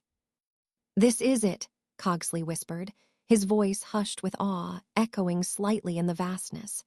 "The central chamber of the sunken chronometer, the heart of Finch's first dream before it curdled into a nightmare." The dowsing rod vibrated violently in his hand, its needle spinning like a mad compass, a tiny brass tornado. He pointed to a section of the wall, almost completely obscured by dripping stalactites and overgrown moss, barely distinguishable from the surrounding rock and metal. Beyond there, a stable pocket, where the original conduits run deepest, undisturbed by the collapse. He's carved out a sanctuary, a living mausoleum. Getting to it was another challenge. They navigated treacherous, submerged walkways, the metal grating slippery with algae, plunging their hands into the freezing water to find purchase, feeling for unseen footholds. The air was heavy, humid, the taste of rust and ozone strong, almost suffocating. Finally, after a series of tight squeezes through collapsed sections and a desperate climb over a pile of ancient, rusted machinery that groaned under their weight, they reached a remarkably dry section, a pocket of air and earth seemingly untouched by the deluge. A faint, rhythmic tick-tock reached Leia's ears, muffled but distinct, cutting through the endless drip and the distant hum of the sleeping city. It was the sound of 1,000 gears, meticulously synchronized, a sound of intricate life in this tomb of forgotten technology. Cogsley smiled, a rare, genuine expression of wonder touching his cynical face. He's still tinkering, still creating, still defying the inevitable. They found a concealed entrance, a heavy steel door disguised beneath a cascade of pipes, sealed with a complex, archaic locking mechanism. Cogsley, with surprising dexterity, produced a set of intricately carved brass keys from a hidden pouch on his belt and began to work, his fingers moving with a familiar grace over the tumblers, listening intently to the subtle clicks. The faint sounds of the mechanism echoed in the silent chamber, building the tension, each turn of the key a step closer to the truth. Finally, with a soft clunk, the mechanism disengaged. Cogsley pushed, and the heavy door groaned inward, grating against stone, revealing a dimly lit passage beyond. The tick-tock grew louder, more vibrant, accompanied by the faint hiss of ether lamps and the subtle scent of aged oil and something earthy, like dried herbs and old parchment. "Bartholomew Finch," Leiah whispered, her heart pounding with a mix of anticipation and trepidation. She was about to meet the ghost of the Ministerium's past, the man who held the key to her future, and perhaps the future of the entire city. The passage opened into a surprisingly cozy, albeit cluttered, workshop. Shelves crammed with ancient clockwork mechanisms, half-finished automatons, dusty blueprints unfurled like forgotten scrolls, and strange, luminous crystals lined the brass-bladed walls. A workbench, strewn with intricate tools, glittering brass components, and coils of delicate wiring, dominated the center of the room. A single, powerful ether lamp, clearly a custom creation, pulsed with a warm, steady glow, pushing back the oppressive, waterlogged gloom of the sunken chronometer. The constant tick-tock came from a multitude of intricate clockwork devices, each a masterpiece in miniature, working in perfect, mesmerizing synchronicity. And there he was, Bartholomew Finch. He was an old man, perhaps in his mid-60s, but his back was ramrod straight as he hunched over a delicate mechanism, his hands, though gnarled with age and stained with oil, moving with a surgeon's precision. His hair, a shock of untamed white, was pulled back in a practical bun, and a pair of magnifying goggles rested on his brow, reflecting the soft ether light. He wore a simple, patched tunic, dusted with metallic filings, a testament to decades of tireless work. He was precisely as Leiah had imagined him, a recluse, a tinkerer, a man lost in his own intricate world, a world where time itself seemed to dance to his command. He looked up as the door creaked, his gaze, sharp and intelligent despite the deep lines around his eyes, fixing on Leiah and Cogsley. There was no surprise, only a deep, weary resignation, as if he had been anticipating this moment for a very long time. "I've been expecting you," he said, his voice a low, raspy murmur like rusted gears turning, unused to human conversation. "Or at least the idea of you. The resonance from your unauthorized acquisition has been unsettling the ether currents for months, a disruptive hum, even down here." Leiah stepped forward, her hand instinctively touching the network tapper at her side, Cogsley a cautious, silent presence behind her. "Bartholomew Finch, I am Leiah Monnex." Finch nodded slowly, his gaze scrutinizing, taking in every detail of her defiant stance and wary eyes. "The ghost, the one who dared to pick the Ministerium's lock. They've been quite agitated. And you, Cogsley, always lurking in the shadows, waiting to profit from chaos or perhaps simply to observe its unfolding." Cogsley merely grunted, a flicker of amusement in his eyes, accepting the accurate, if unflattering, assessment. "Survival, Finch. A different kind of genius, perhaps." Leiah cut to the chase, her voice urgent, unwilling to waste precious moments on pleasantries. "I need to understand the Aether-Engine Blueprint, the one from the Grand Chronarium. I believe it contains a failsafe, something deliberate designed to prevent its misuse as a weapon." Finch slowly straightened, his gaze now distant, haunted by memories long buried. He picked up a small, exquisitely crafted brass automaton from his workbench, running a thumb over its smooth, polished surface, its tiny clockwork heart ticking softly. "Misuse," he repeated, the word heavy with bitterness, laden with decades of regret. "My entire life has been a study in the Ministerium's misuse. They take brilliance, twist it, pervert it, all in the name of their benevolent order. They see progress as a tool for control, not liberation."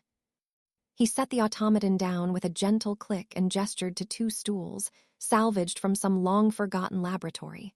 "Sit. You've come a long way into the forgotten darkness, braving the deep. You deserve answers.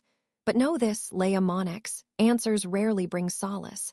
Sometimes they bring only a heavier burden." Leiah and Cogsley sat, the old artificer observing them intently, a deep sadness in his eyes. Finch walked over to a cluttered shelf and returned with a heavy, leather-bound journal, its pages yellowed with age, its cover embossed with intricate proto-etheric symbols.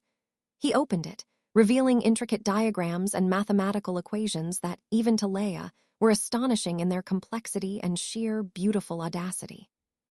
"The Aether-Engine was never meant to be a weapon," Finch began, his voice taking on a resonant quality, his gaze distant, lost in the echoing halls of memory. "It was designed to be a catalyst for true liberation, to break the Ministerium's monopoly on power, on information, on life itself. In the early days, Cogsworth, she was brilliant, yes, a visionary. She saw the potential of Aether-tech to connect, to elevate, to power a new age. We all did. We dreamed of a world free from the old constraints, a world bathed in infinite energy and boundless information." Paused, a shadow crossing his face, his jaw tightening. "But her vision, her order, quickly turned to absolute control. She saw chaos where I saw freedom. She saw threats where I saw opportunity. She started to demand modifications, optimizations she called them, ways to centralize, to monitor, to restrict access, to suppress dissent. My designs, my beautiful, open-source ether networks were twisted into tools of surveillance and oppression, their every pulse monitored, every connection filtered." Leiah felt a cold knot form in her stomach, a sickening certainty. "The Grand Chronarium. A perversion of my early archival designs," Finch confirmed, his voice laced with disgust, his hand tracing a faded diagram. "It was meant to be a repository of all knowledge freely accessible, a true chronicle of humanity. She made it a vault, a fortress of secrets, accessible only to her chosen few, a weapon of information control. The Aether-Engine Blueprint, in its final iteration under her guidance, became something monstrous. A device capable of tapping into the planet's raw etheric core, not for sustainable energy, but for a singular, cataclysmic burst. To shatter, not merely dismantle. To enforce order through utter destruction, if necessary. A god weapon to enforce her will." He looked at Leiah, his eyes burning with a deep, ancient pain, a profound remorse that had clearly haunted him for decades. "I couldn't stop her directly. My protests were ignored, my warnings dismissed as old man's anxieties, sentimental notions. But I was still the architect, and I knew her methods, her relentless pursuit of absolute dominion. So I did the only thing I could do. I designed the failsafe. I encoded a conscience into the heart of the machine. Cogsley leaned forward, his spectacles glinting in the ether light, his usual pragmatism momentarily replaced by an almost childlike wonder. The paradoxical regulators, the unforeseen resonance cascades, they were deliberate. Precisely, Finch affirmed, a flicker of his old, defiant brilliance returning to his eyes. They are intricate counterfrequencies, a hidden control mechanism buried within layers of obfuscation and complex etheric physics. If the engine is used with purely destructive intent, or if its immense power is simply unleashed without proper calibration and ethical oversight, these regulators will engage. They won't simply shut it down. They will invert its primary function. Instead of consuming etheric energy, it will broadcast it, a cascade of pure, unfiltered data. Every suppressed truth, every manipulated record, every dirty secret of the Ministerium forced into the global ether networks. It would be an information apocalypse, a reckoning of lies, a forced transparency. Leiah felt a surge of exhilaration mixed with profound dread. An information apocalypse. The very thing she had dreamed of, the ultimate hack, now laid bare by its true creator. But the power to unleash it, it was immense, terrifying in its scope. And the unforeseen resonance cascades? Leiah asked, her voice barely a whisper, grappling with the magnitude of the revelation. The broadcast itself would create massive, localized etheric fluctuations, Finch explained, running a gnarled hand over a complex diagram in his journal, its ink faded but still vibrant with intellectual force. It would overload the Ministerium's primary conduits, scrambling their automatons, disrupting their surveillance, perhaps even causing localized physical damage to their infrastructure, shorting out their control systems. It was designed to incapacitate, to paralyze the beast long enough for its true nature to be revealed to all, and to do so without truly destroying the city itself, without loss of innocent life. A controlled demolition of lies, not lives, a truth bomb. He closed the journal with a soft thud, his gaze hardening, his focus returning to the present. Cogsworth knew I was resisting her.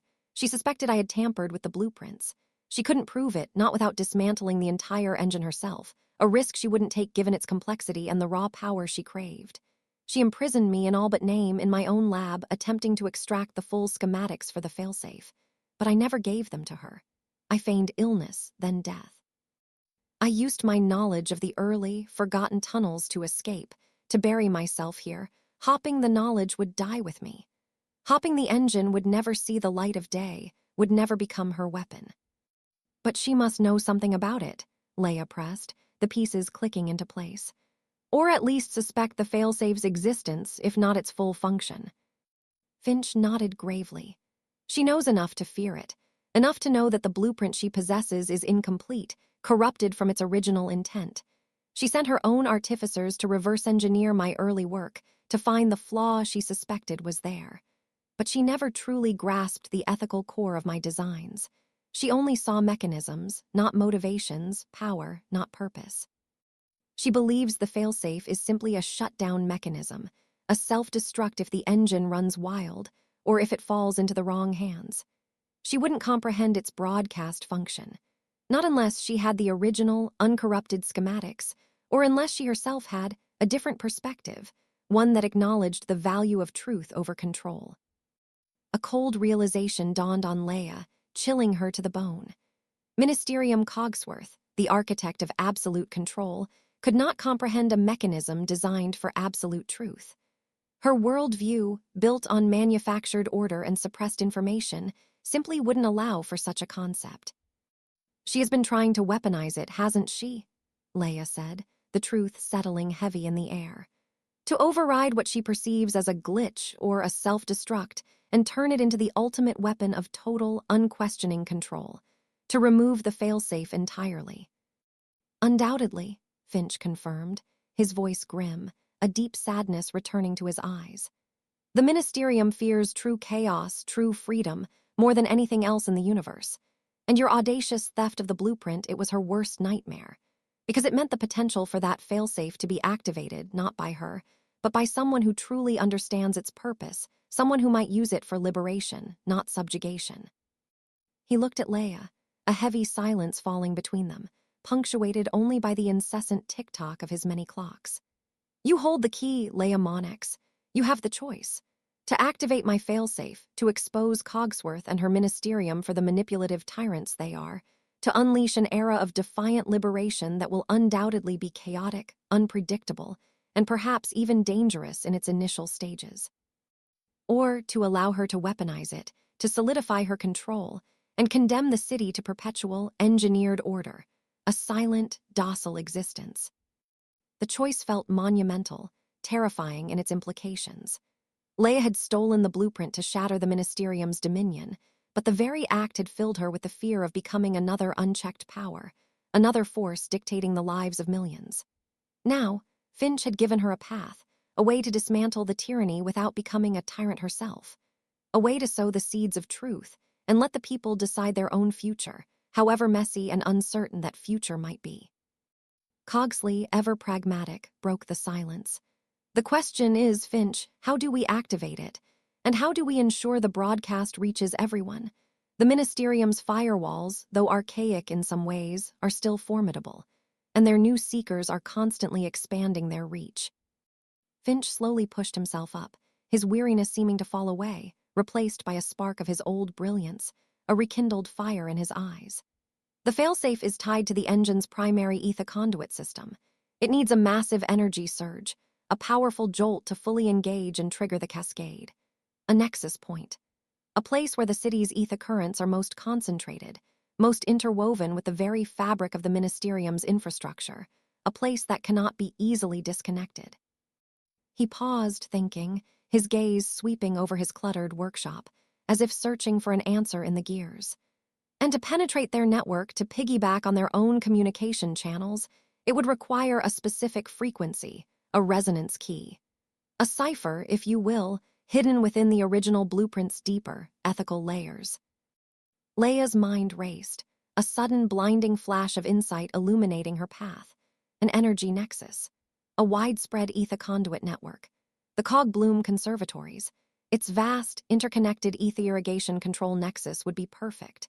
It was a vital, sprawling artery, feeding the city's populace, making it too essential for the Ministerium to ever fully shut down, too ingrained in the city's energy grid to ignore, too important to risk total destruction.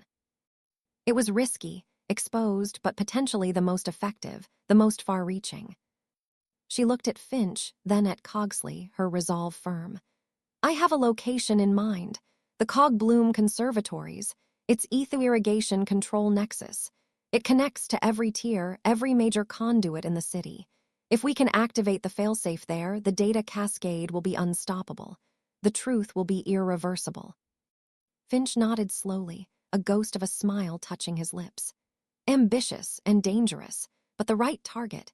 It would create enough resonance to penetrate even Cogsworth's highest firewalls, to flood her entire carefully constructed reality. But you'll need to bypass the security, overload the local regulators without triggering a full lockdown, and then interface with the main conduit. And you'll need the cipher, the resonance key I embedded deep in the original schematics. Only that can unlock its true purpose.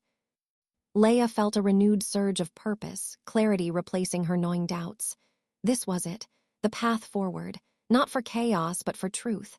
Then we work, Bartholomew, we prepare. We give the city the truth it deserves. We give them a choice. Cogsley, ever the pragmatist, was already eyeing the scattered tools on Finch's workbench, his fingers twitching with anticipation. This resonance key, it will require a very specific modification to Leia's network injector, something beyond the Ministerium's comprehension, something only the original designer could have conceived, a truly unique piece of countertech. He looked at Finch, a new, almost reverent respect in his eyes. Show me, old man, show me how to unlock your masterpiece. How to unleash a storm of truth. Bartholomew Finch, the ghost from the Ministerium's past, smiled for the first time in decades. A true, vibrant smile that belied his weariness, illuminating the workshop with the glow of renewed purpose. Let us begin, then. Let us unveil the crown. Leiah knew their journey was far from over. In fact, it had only just truly begun. They had the blueprint, the failsafe, and now the architect. The next move was clear. Infiltrate the conservatories, activate the failsafe, and unleash the truth upon a city built on lies. The Authoriterians, Prime especially, would be waiting. But this time, Leiah wasn't just running. She was marching towards a reckoning, armed with a truth more powerful than any weapon. The air in Bartholomew Finch's sanctum, deep within the sunken chronometer, hung thick with the ghosts of forgotten ether experiments and the more immediate, pungent scent of ozone and stale oil. Leiah had arrived, breathless and wary, only to be met by a gaunt, guilt-ridden man who confirmed her darkest suspicions. The Aether-Engine Blueprint, the very key to dismantling the Ministerium's iron grip, was a failsafe, a trap woven into the fabric of creation itself, designed to prevent its misuse. Its architect, Bartholomew, had confessed with a weary sigh, tracing the lines of his own design with a trembling finger. Ministerium Cogsworth, the benevolent tyrant, had twisted his vision, not once but twice over, first in the development, then in the suppression of its true nature. A weapon to dismantle itself, Bartholomew murmured now, his voice raspy, echoing in the cavernous, damp chamber. He gestured to the blueprint splayed across a salvaged workbench, illuminated by the flickering glow of ether lamps. My attempt to control the uncontrolled. I saw how she intended to use it, Leiah, not for liberation but for absolute, unequivocal control. A network not of power but of submission. Cogsley, ever the pragmatist, leaned closer, his brow furrowed as he followed Bartholomew's explanation. So, you built in a kill switch, not for the engine, but for the Ministerium's entire network. A self-destruct for the puppet strings, as it were. Bartholomew nodded, a flicker of tired pride in his eyes. More than that, a truth bomb. The failsafe, once activated, won't just neutralize the ether engine. It will force a resonance cascade through every major ether conduit, every data node, every public screen. It will rewrite the narrative, expose the Ministerium's foundational lies, its manipulations, its genesis. He paused, glancing at Leiah. It will show them what she truly is. Leiah stared at the shimmering schematics. The choice was stark, terrifyingly clear. Use the blueprint as a brute force weapon, risking unknown chaos and becoming another oppressor, or activate Bartholomew's elegant, brutal failsafe, a truth weapon. Her heart hammered against her ribs, a frantic clockwork drum. Chaos for chaos or chaos for truth. The latter, however terrifying, offered the promise of self-determination, not merely a shift in power. How long? She asked, her voice tight, dry. To modify it, to integrate the failsafe activation sequence. Days if I worked alone, Bartholomew replied, adjusting his spectacles. Hours with Cogsley's speed and your understanding of the Ministerium's network architecture. The core algorithm is mine, but the interface, the dissemination protocols, that's where you both come in. Over the next 36 hours, the sunken chronometer pulsed with frantic, focused energy. The musty air of Bartholomew's workshop crackled with latent etheric power as they twalled. Leiah, fueled by scavenged stimpills and the fierce burn of her conviction, worked with a speed and precision that startled Bartholomew. Her fingers, nimble and accustomed to the invisible currents of the network, danced over the holographic blueprint, identifying critical nodes, optimizing data pathways. She saw the elegance in Bartholomew's design, a hidden rebellion coded into the very structure of control. The resonance regulators, Leiah pointed out, tapping a holographic schematic. They're not just for power management, they're frequency modulators. You designed it to resonate with the specific ether signature of the Ministerium's central grid, didn't you, Bartholomew? He nodded, a ghost of a smile touching his lips. Every piece of Ministerium tech, every conduit, every automaton resonates at a particular frequency, a harmonic signature unique to Cogsworth's design.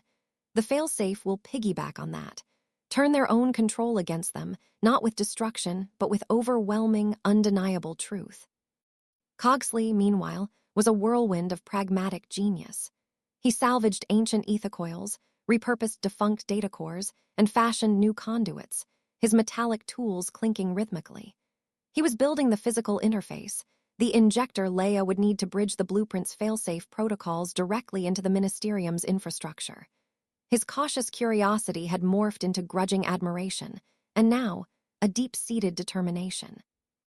He still feared the potential blowback, the fury of the Ministerium, But the sheer audacity of the plan, the promise of genuine disruption, thrilled the part of him that chafed under systemic control. This data cascade, Cogsley mused, soldering a microcircuit with a practiced hand. It'll be like screaming into every ear in the city at once. But where do you want the scream to originate? Where's the best amplification point? Bartholomew stroked his chin, his gaze distant. The central ether grid is diffuse, segmented. To guarantee widespread dissemination, to overcome their firewalls and redundant systems, you need a nexus of immense, interconnected power. A place that feeds the entire mid and lower tiers, that ties into both power and data distribution. A bottleneck, an artery. Leiah thought of the vast, glowing structures she'd glimpsed from the upper districts, the ones that fed the city's ceaseless hunger. The Cogwheel conservatories, she breathed. They feed the populace. Their irrigation systems, their environmental controls, their processing lines. They're a sprawling, interconnected network of ether conduits and power lines. A spiderweb of lifeblood. Precisely, Bartholomew said, his eyes lighting up. The ether irrigation control nexus there. It's an older system, repurposed, but still massive. If you can interface the failsafe there, the resonance will propagate through every growth chamber, every processing plant, every public display connected to its power grid. It'll be unavoidable. The decision made, Leiah contacted Alistair Croft through a heavily encrypted burst transmission frequency. She explained the target, the conservatories, and the unprecedented scope of their plan. Alistair's voice, usually a calm monotone, had a tremor of concern. The conservatories are a fortress of efficiency, Alistair warned, his voice crackling through Leiah's custom communit. He was in the relative safety of the shifting pathways hub, poring over schematics of the sprawling agricultural complex.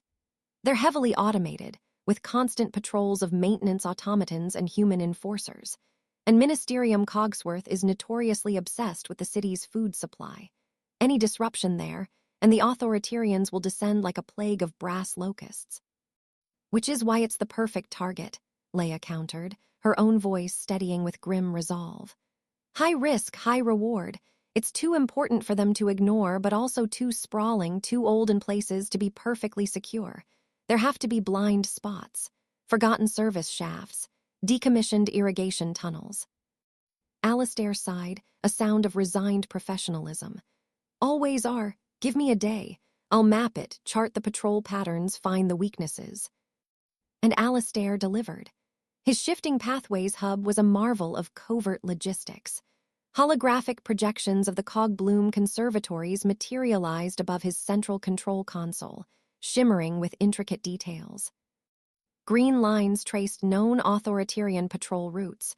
Red lines indicated pressure plates and ether sensors, but yellow lines, those were Alistair's specialty, showed the abandoned conduits, the rarely used maintenance shafts, the sections overgrown with bioluminescent fungi where a human presence was least expected.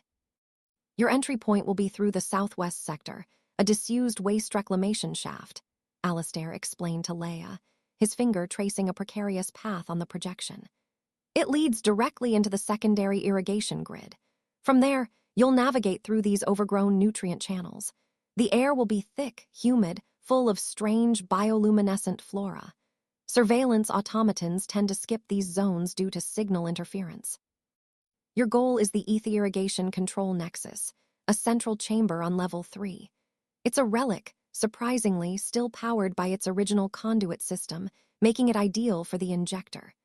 It's also heavily monitored, but there's a bypass here. He highlighted a small, almost invisible opening in the projection, a decommissioned pressure valve access panel. From there, you can breach the main console directly. Cogsley, back at the sunken chronometer, presented Leiah with the finished ether network injector. It was a marvel of compact engineering, a sleek, polished brass cylinder, no larger than her forearm, crowned with a nest of finely spun copper wires and a crystalline interface node. Inside, tiny clockwork mechanisms whirred, driven by a self-contained ether cell.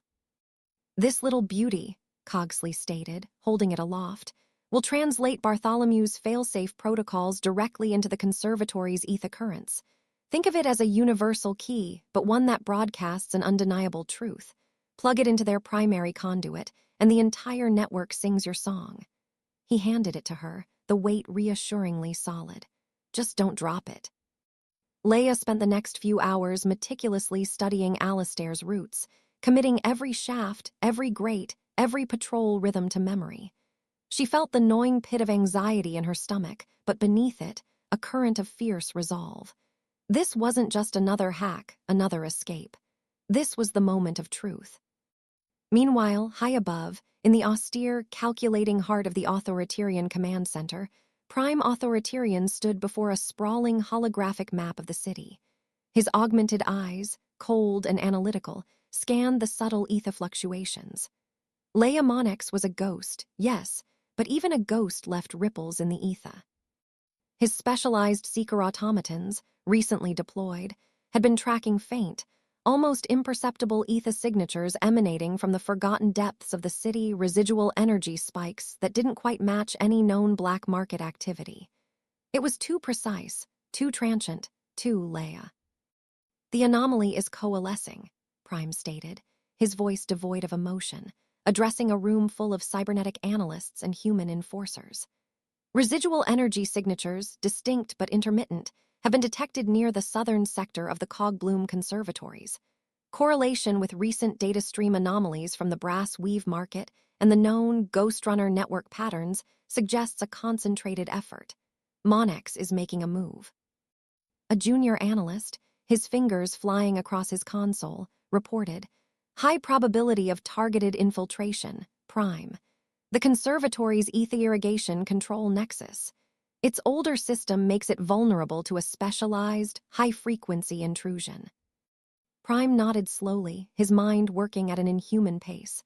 The conservatories, essential for sustenance, yes, but also a central artery for etheric distribution to the lower tiers. A perfect point to disrupt, to disseminate.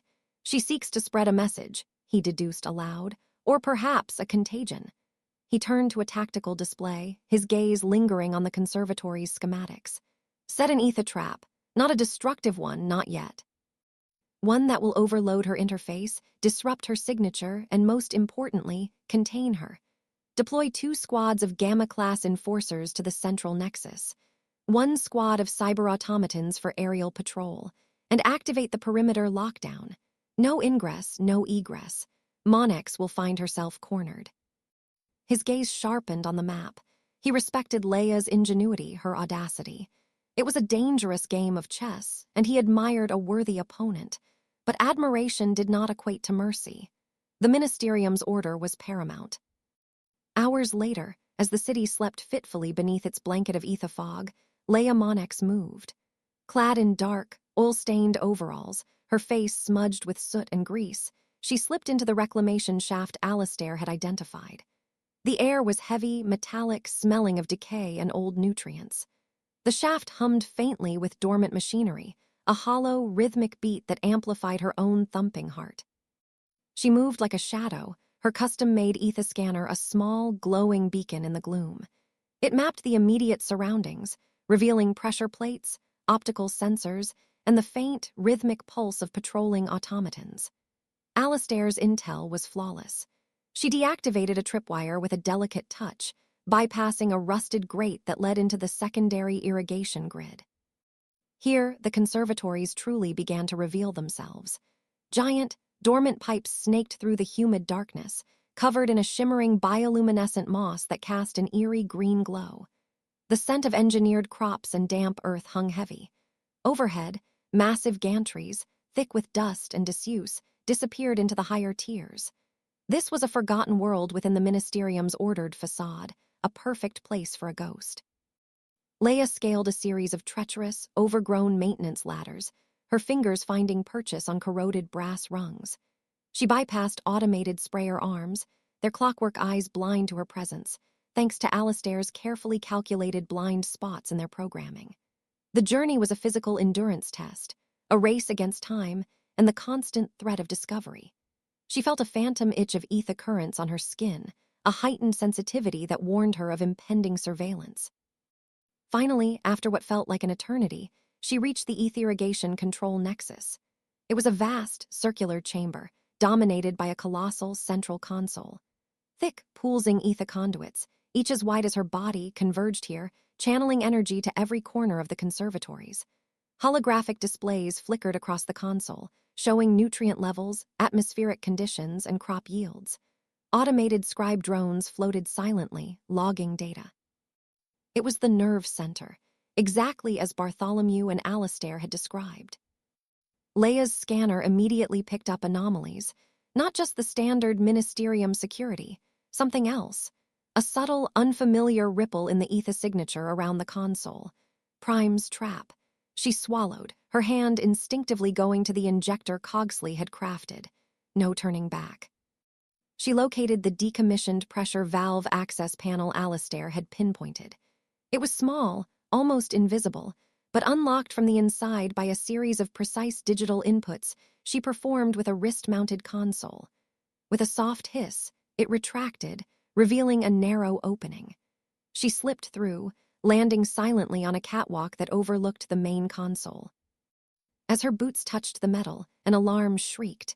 Not a loud, blaring siren, but a high-pitched, almost subliminal frequency that vibrated through the floor. The air around the console shimmered, forming an invisible, energetic wall. The ether trap. Caught you, Ghost. Prime Authoriterians emerged from the shadows, flanked by 2 Gamma-class enforcers, their armored forms gleaming, their ether rifles powered up. Behind them, a cyber-automaton, its multiple optical sensors glowing with malevolent red light, descended from an overhead gantry. Prime's voice, a calm, chilling baritone, echoed through the chamber. Did you truly think you could escape our notice in such a vital node, Monnex? Your ether signature is unique. Your intentions transparent. Leiah cursed under her breath.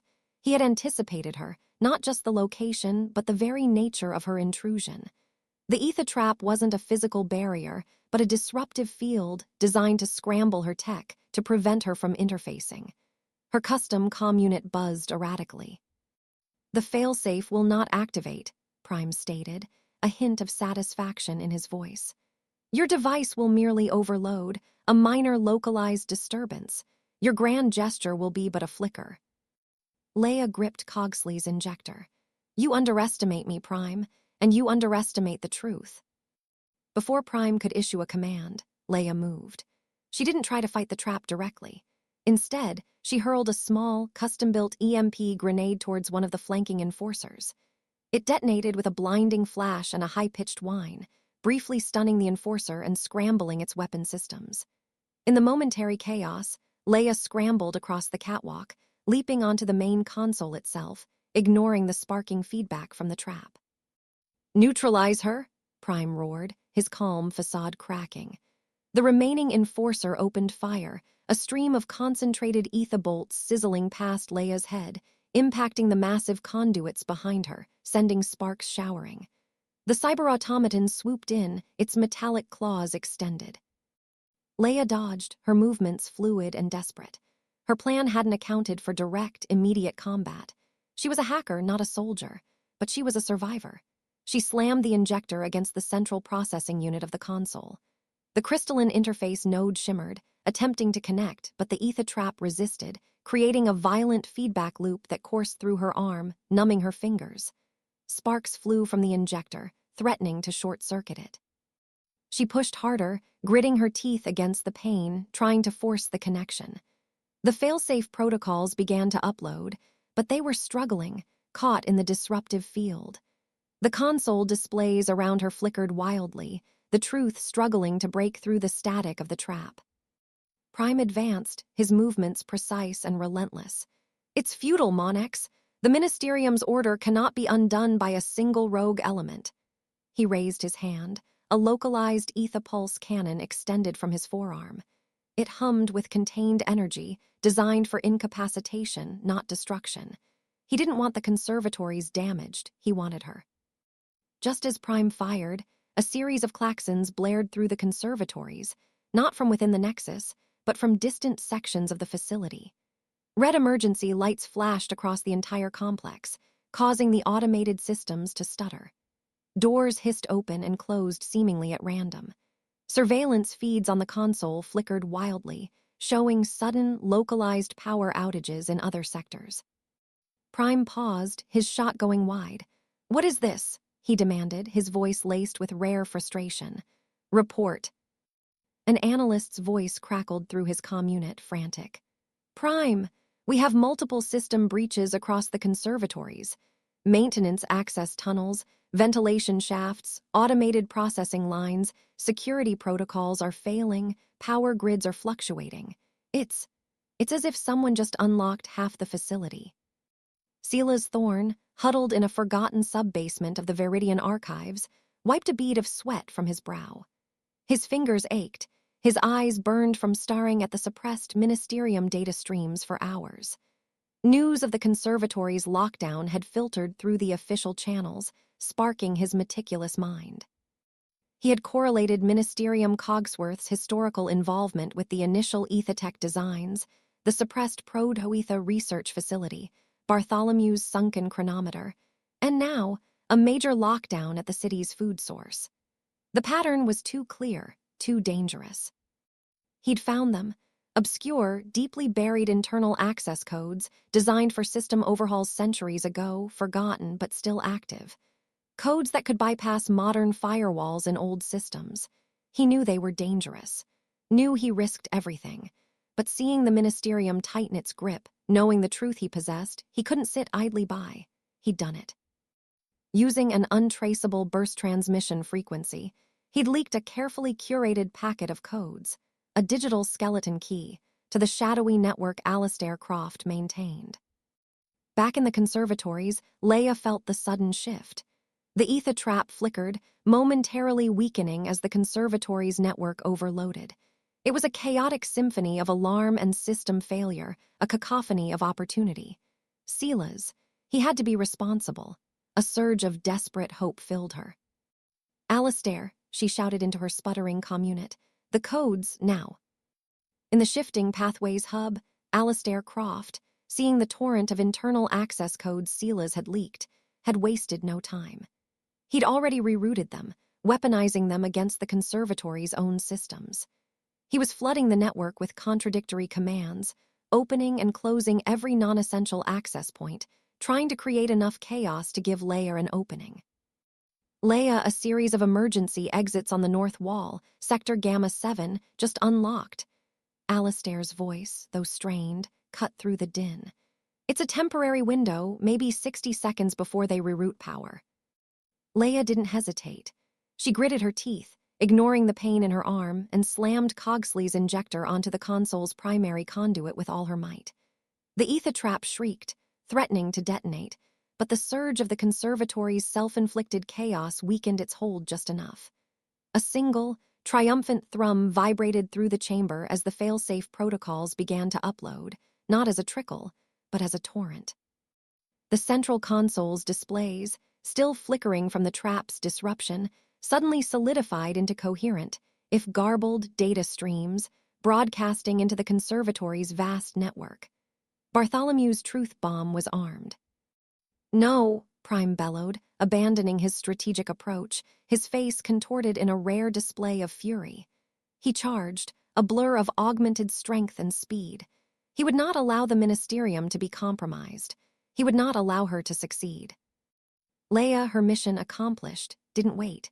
She ripped the injector free, already sparking from the overload, and scrambled across the console, dodging a sweeping blow from Prime's extended arm. The cyber-automaton, momentarily disoriented by the system chaos, was too slow to intercept. She launched herself towards the newly unlocked emergency exits. Ether bolts from the Enforcer whizzed past, tearing chunks from the console. Leiah felt a searing pain as one grazed her shoulder, but adrenaline masked the worst of it. She crashed through the emergency exit, tumbling into a narrow, dimly lit service corridor. Behind her, she heard Prime's enraged roar, followed by the heavy thud of his boots. He was coming. The corridor was a labyrinth of disused pipework and decaying wiring, exactly the kind of place Alistair excelled at mapping. Leiah ran, her breath ragged, guided by the flickering light of her own internal mapping software, constantly updated by Alistair's frantic comms. "Northeast, fourth conduit on your left. the one with the green bioluminescent growth. Alistair's voice was a lifeline in the chaotic symphony of Klaxon's and Prime's relentless pursuit. She could hear the metallic clatter of the cyber-automaton joining the chase, its red optics glowing in the murky passages. The chase was on, a desperate scramble through the towering vertical farms, the humming fields of biobloom crops stretching out like an oppressive, artificial jungle on either side of the service shafts. Leiah could feel the resonance cascade beginning to pulse through the conservatories, a faint but growing hum in the very air. The truth was spreading, a digital wildfire, and Prime Authoriterians was trying to stamp out the ember. She knew she had mere minutes before Prime either caught her or contained the cascading data. This wasn't just about escape anymore. It was about buying enough time for the truth to fully bloom. The next few moments would decide everything. The humid air of the Cogbloom conservatories clung to Leiah like a shroud, thick with the saccharine scent of engineered nutrients and the metallic tang of ozone. Above her, the colossal etholite arrays hummed, bathing the towering fields of biobloom crops in a perpetual sickly green glow. She moved with practiced stealth, each step carefully placed on the graded walkways that crisscrossed the vast agricultural tiers, Alistair's whispered instructions echoing in her comlink. The Aether-Irrigation Control Nexus, her target, pulsed with a low, rhythmic thrum just ahead, a central conduit hub that would allow the failsafe's data cascade to bleed into every artery of the Ministerium's network. Her fingers, stained faintly green from accidental contact with the biobloom leaves, trembled not from fear, but from the electric anticipation coursing through her. Bartholomew's final words, heavy with the burden of his creation, still echoed in her mind. The failsafe is a truth bomb, Leiah. It will strip away their benevolent facade, but it will also unleash chaos. She believed, fiercely, that chaos born of truth was 1,000 times more just than order built on lies. Cogsley's specialized injector, a complex multi-frequency ether-splice device, was strapped to her forearm, ready to interface with the Nexus's main conduit. This was it. The culmination of months on the run, of sleepless nights deciphering the blueprint, of fleeting alliances and constant paranoia. She reached the Nexus platform, a raised dais surrounded by a writhing mass of thick, segmented ether conduits that pulsed with internal light. Sparks danced along their brass casings, and the hum intensified, vibrating through the soles of her boots. Leiah glanced at her wrist-mounted chronometer. Alistair would be securing their extraction route, and Cogsley would be ready to initiate the network overload from a remote location once she gave the signal. She pulled a breath deep into her lungs, the humid air doing little to calm the frenetic beating of her heart. A low, resonant clang echoed from the walkway behind her. Leiah froze, her hand hovering over the Nexus's primary access port. Her head snapped around. Silhouetted against the sickly green glow of the bioblooms, standing at the mouth of the catwalk, was Prime Authoriterians. His augmented form seemed to absorb the ambient light, his chrome-plated armor gleaming with a cold, predatory sheen. Beside him, 3 elite Authoritarian enforcers, their multi-jointed cyber-automatons flanking them, advanced with an unnerving, synchronized rhythm. Leiah Monnex, Prime's voice, filtered through his comm unit, was flat, devoid of emotion, yet carried an undertone of grim satisfaction. The chase ends here. Leia's mind raced, 1,000 contingency plans firing in rapid succession. She had been so close. Too close. Silas's leaked codes, crucial for Alistair's diversion, must have created a residual ether signature, a flicker in the vast network that Prime, with his enhanced tracking, had deciphered. He had anticipated her, or at least, anticipated her kind. "Did you really think your little ghost tricks would evade the Ministerium indefinitely?" Prime continued, slowly advancing. His gaze, behind the visor of his helmet, felt like a physical pressure. "Your defiance, while noteworthy, has reached its limit. The Aether-Engine Blueprint will be returned. Your chaotic rebellion will be extinguished." "Chaos," Leiah scoffed, though a tremor ran through her voice. She quickly masked it with a defiant glare. "Is that what you call truth, Prime? You operate under the illusion of order, but it's nothing more than a gilded cage built on lies." Prime stopped a mere 20 feet from the Nexus, his enforcers fanning out, their ether rifles locked onto her. The whirring of the automaton's servomotors filled the air, a mechanical death rattle. The Ministerium provides stability, prosperity, order. You threaten to unravel centuries of carefully constructed progress for a fleeting, dangerous illusion of freedom. An illusion that will only lead to anarchy. Leia's eyes darted around. The Nexus offered no cover. The walkways were exposed. Her escape route through the collapsing ventilation shafts Alistair had identified was now cut off by Prime and his men. This was it. No more running. Only one path remained. "Then let's see what happens when your order is truly tested," Leiah declared, her voice now steady, imbued with a fierce resolve. In a fluid motion, she yanked the connection cable from Cogsley's injector and plunged it into the primary access port of the Nexus. A cascade of sparks erupted, the ether currents within the conduit roaring to life around her. "Stop her!" Prime bellowed, his voice losing its calculated composure for the first time. The enforcers opened fire, plasma bolts searing the air, but Leiah was already moving, her fingers flying across the injector's interface, activating the failsafe sequence. The device hummed violently, etherlight pulsing from its core. The plasma bolts struck the platform, shattering segments of the grating, sending up sprays of superheated water from the irrigation pipes below. One narrowly missed her head, scorching her hair. Another tore through the biobloom fields beside her, incinerating a swathe of crops in a burst of green flame. The air filled with the stench of burnt sugar and ozone. "You won't escape, Monnex," Prime shouted, advancing, his own augmented body surprisingly agile. "The Ministerium's firewalls are impregnable. You're only delaying the inevitable." "This isn't just a hack, Prime," Leiah yelled back, her fingers a blur on the controls. "This is Bartholomew's failsafe, and it's going to broadcast everything." She hit the final command. A blinding surge of blue light erupted from the Nexus, pulsing outwards along the ether conduits like a shockwave. The conservatories groaned, the massive etherlight arrays flickering violently, casting long, dancing shadows. The injector device vibrated so intensely in Leia's hand that she nearly dropped it. A digital shriek, raw and guttural, tore through the comlink, Cogsley, initiating the network overload from his end. Across the city, in the sterile, ordered streets of the mid-tiers, citizens paused, their synchronized routines momentarily interrupted. Public screens, usually displaying Ministerium-approved pronouncements and serene images of Cogsworth, began to flicker. In the Veridian archives, Silas Thorne sat at his terminal, supposedly overseeing the sanitization of records. He was instead covertly monitoring a hidden data stream, a back channel that Alistair had established days ago.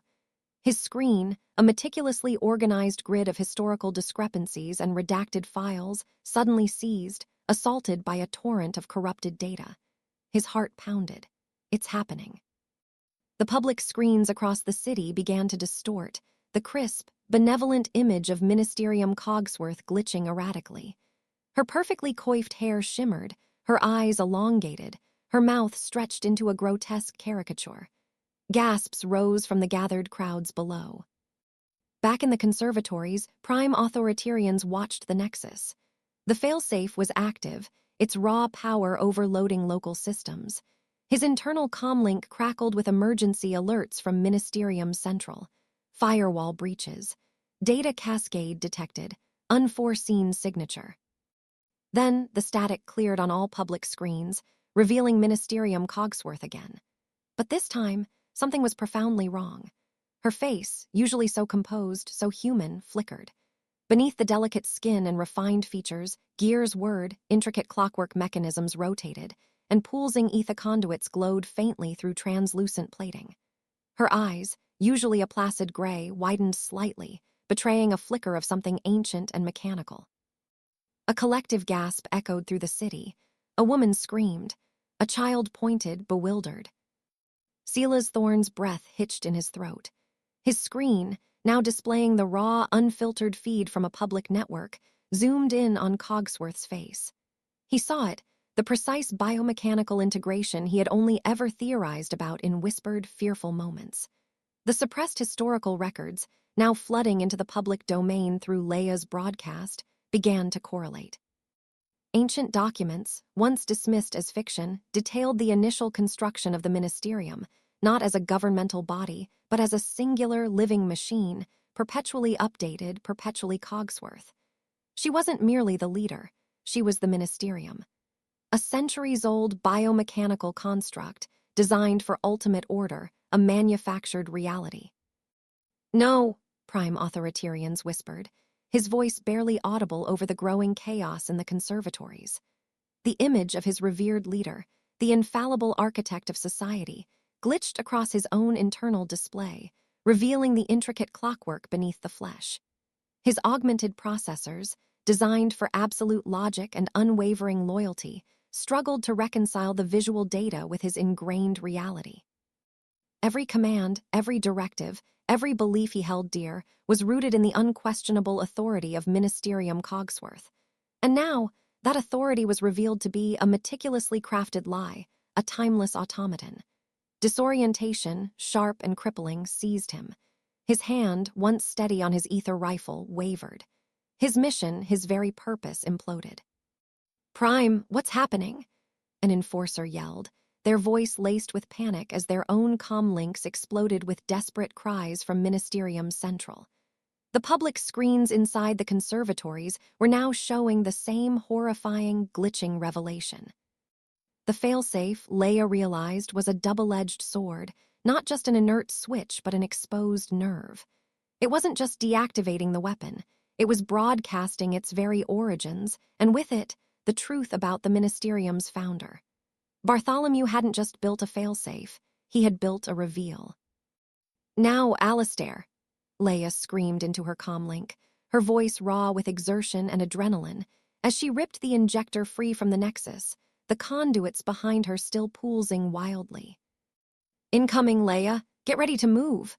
Alistair's voice, strained but clear, crackled in her ear.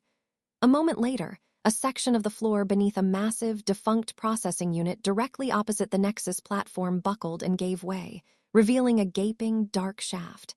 Steam hissed upwards, carrying the metallic tang of old lubricant and rust. Prime, still reeling, tried to reassert his control. "Enforcers! Cut them off! Do not let them escape!" But his command lacked its usual conviction, his movements sluggish, his mind struggling to process the revelation. The automatons, however, continued their programmed advance, unburdened by existential crises. Leiah didn't hesitate. She leapt towards the newly formed opening, scrambling across crumbling machinery, ignoring the searing pain in her leg from a glancing plasma bolt. Behind her, the automatons adjusted their fire, but their movements were hampered by the rapidly decaying infrastructure of the conservatories. The entire complex was groaning, vibrating violently from the ether feedback. As she reached the edge of the shaft, a strong hand grabbed her arm. It was Alistair, his face grim but resolute. "Thought you might need a hand, Ghost," he muttered, pulling her into the darkness. Behind him, this Cogsley, looking a mix of terrified and utterly exhilarated, was already rappelling down a thick, salvaged power cable. "The integrity of the central structure is compromising," Cogsley shouted up, his words echoing in the confined space. "These shafts won't hold." They plummeted, the cable burning Leiah's gloved hands. Below them, the shaft opened into a labyrinthine network of forgotten maintenance tunnels, now illuminated by emergency glow strips Alistair had hastily affixed. The sound of plasma fire from above grew distant, swallowed by the roar of collapsing metal and screaming alarms. The city was a cauldron of defiance. From the highest, pristine tiers of the Ministerium, where the wealthiest citizens enjoyed manicured gardens and holographic opera, to the grimy, sprawling lower districts where the populace twalled in perpetual twilight, the screens blared the truth. The image of Ministerium Cogsworth, her beautiful face revealing the cold, glittering gears beneath, was branded into the collective consciousness. Outrage, raw and visceral, erupted. It started with murmurs, then shouts, then a roar. The meticulously suppressed historical records, dating back centuries, flooded every terminal, every personal device, every public display, exposing the systematic manipulation, the engineered prosperity, the benevolent facade that hid an iron-fisted, timeless automaton. The Cogwheel Crown wasn't a symbol of governance. It was the mechanism of a single, ancient machine. In the Viridian archives, Silas Thorne stared at the panoramic public screen in the main hall. He saw the faces of his colleagues, slack-jawed, horrified, as their entire belief system shattered. The truth they had dutifully upheld, the history they had so carefully curated, was a lie. A cascade of historical data, pristine and unredacted, pulsed across the network, verifying every discrepancy, every erased event, every conspiracy theory he had painstakingly collected in his hidden files. He felt a profound, bittersweet vindication. He had been right, all of it. The Ministerium was a construct, a magnificent, terrifying deception. He saw the Ministerium's emergency protocols kick in, the screens attempting to revert to their propaganda loops, the firewalls struggling to reassert control. But it was too late. Leiah's broadcast, amplified by Cogsley's network overload, had breached every defense. The truth, once unleashed, could not be contained. Leiah, Alastair, and Cogsley emerged from a disused sewer grate in one of the city's forgotten industrial sectors, several hours and a harrowing journey later. The conservatories in the distance were still emitting plumes of steam and flickering etholite, a testament to the internal damage. The air was colder, less humid here, tainted with the smell of waste and damp earth. From their shadowed vantage point, they watched the city. It was a chaotic spectacle. Authoritarian patrols, once omnipresent and efficient, were now scattered, visibly hesitant. Enforcers clashed with angry crowds in the mid-tiers, their discipline faltering. In the lower districts, bonfires blazed, casting long, rebellious shadows. Calls for liberation and truth echoed through the narrow streets, raw and powerful. "Well," Cogsley whistled, wiping grease from his brow with a tattered sleeve, "that was rather emphatic." He looked at Leiah, a strange glint in his wary eyes. "You didn't just break their firewalls, Ghost. You shattered their entire reality." Alastair, ever pragmatic, scanned their surroundings, his eyes constantly moving. "This isn't just chaos, Leiah. This is defiance. Real defiance. The kind I've only ever heard whispered about." Leiah looked at the churning, tumultuous city, a complex mix of emotions warring within her. Fear, for the future, for the anarchy that might follow. Exhaustion from the relentless chase. But overriding it all was a profound, exhilarating sense of accomplishment and a dawning, terrifying understanding of her new role. She had sought to shatter the Ministerium's dominion, and she had succeeded, but the unprecedented chaos Bartholomew had warned her about was now a tangible reality. The blueprint, once a symbol of immense destructive power, had become the catalyst for an even greater, more fundamental upheaval. She was no longer just a digital fugitive. She was a legend, a ghost who had ripped open the veil, a symbol of freedom in a city grappling with a newfound, brutal truth. Her personal quest for liberation had expanded, irrevocably, into a broader, citywide movement. The Cogwheel Crown was not merely challenged, it was fundamentally broken. Its benevolent mask had been ripped away, revealing the cold, calculating gears of a machine. What would rise from its ashes? Would it be true self-governance, a future where humanity shaped its own destiny, or would new, unforeseen tyrannies emerge from the power vacuum? Leiah didn't know. She only knew that her journey was far from over. Her hand instinctively went to her pocket, where the small, now inert injector device rested. The Aether-Engine Blueprint, neutralized in its destructive potential, had instead revealed a different, more potent power, the power of truth. And that, she knew, was a force far more capable of changing the world than any weapon.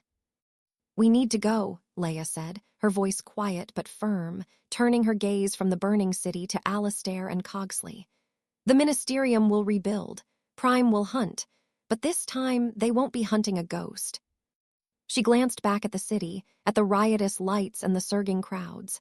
The future was uncertain, a daunting landscape of possibilities. But for the first time in centuries, it was truly, terrifyingly open. If you enjoyed this video, please hit the thumbs up button to like it. And please do subscribe to support the channel.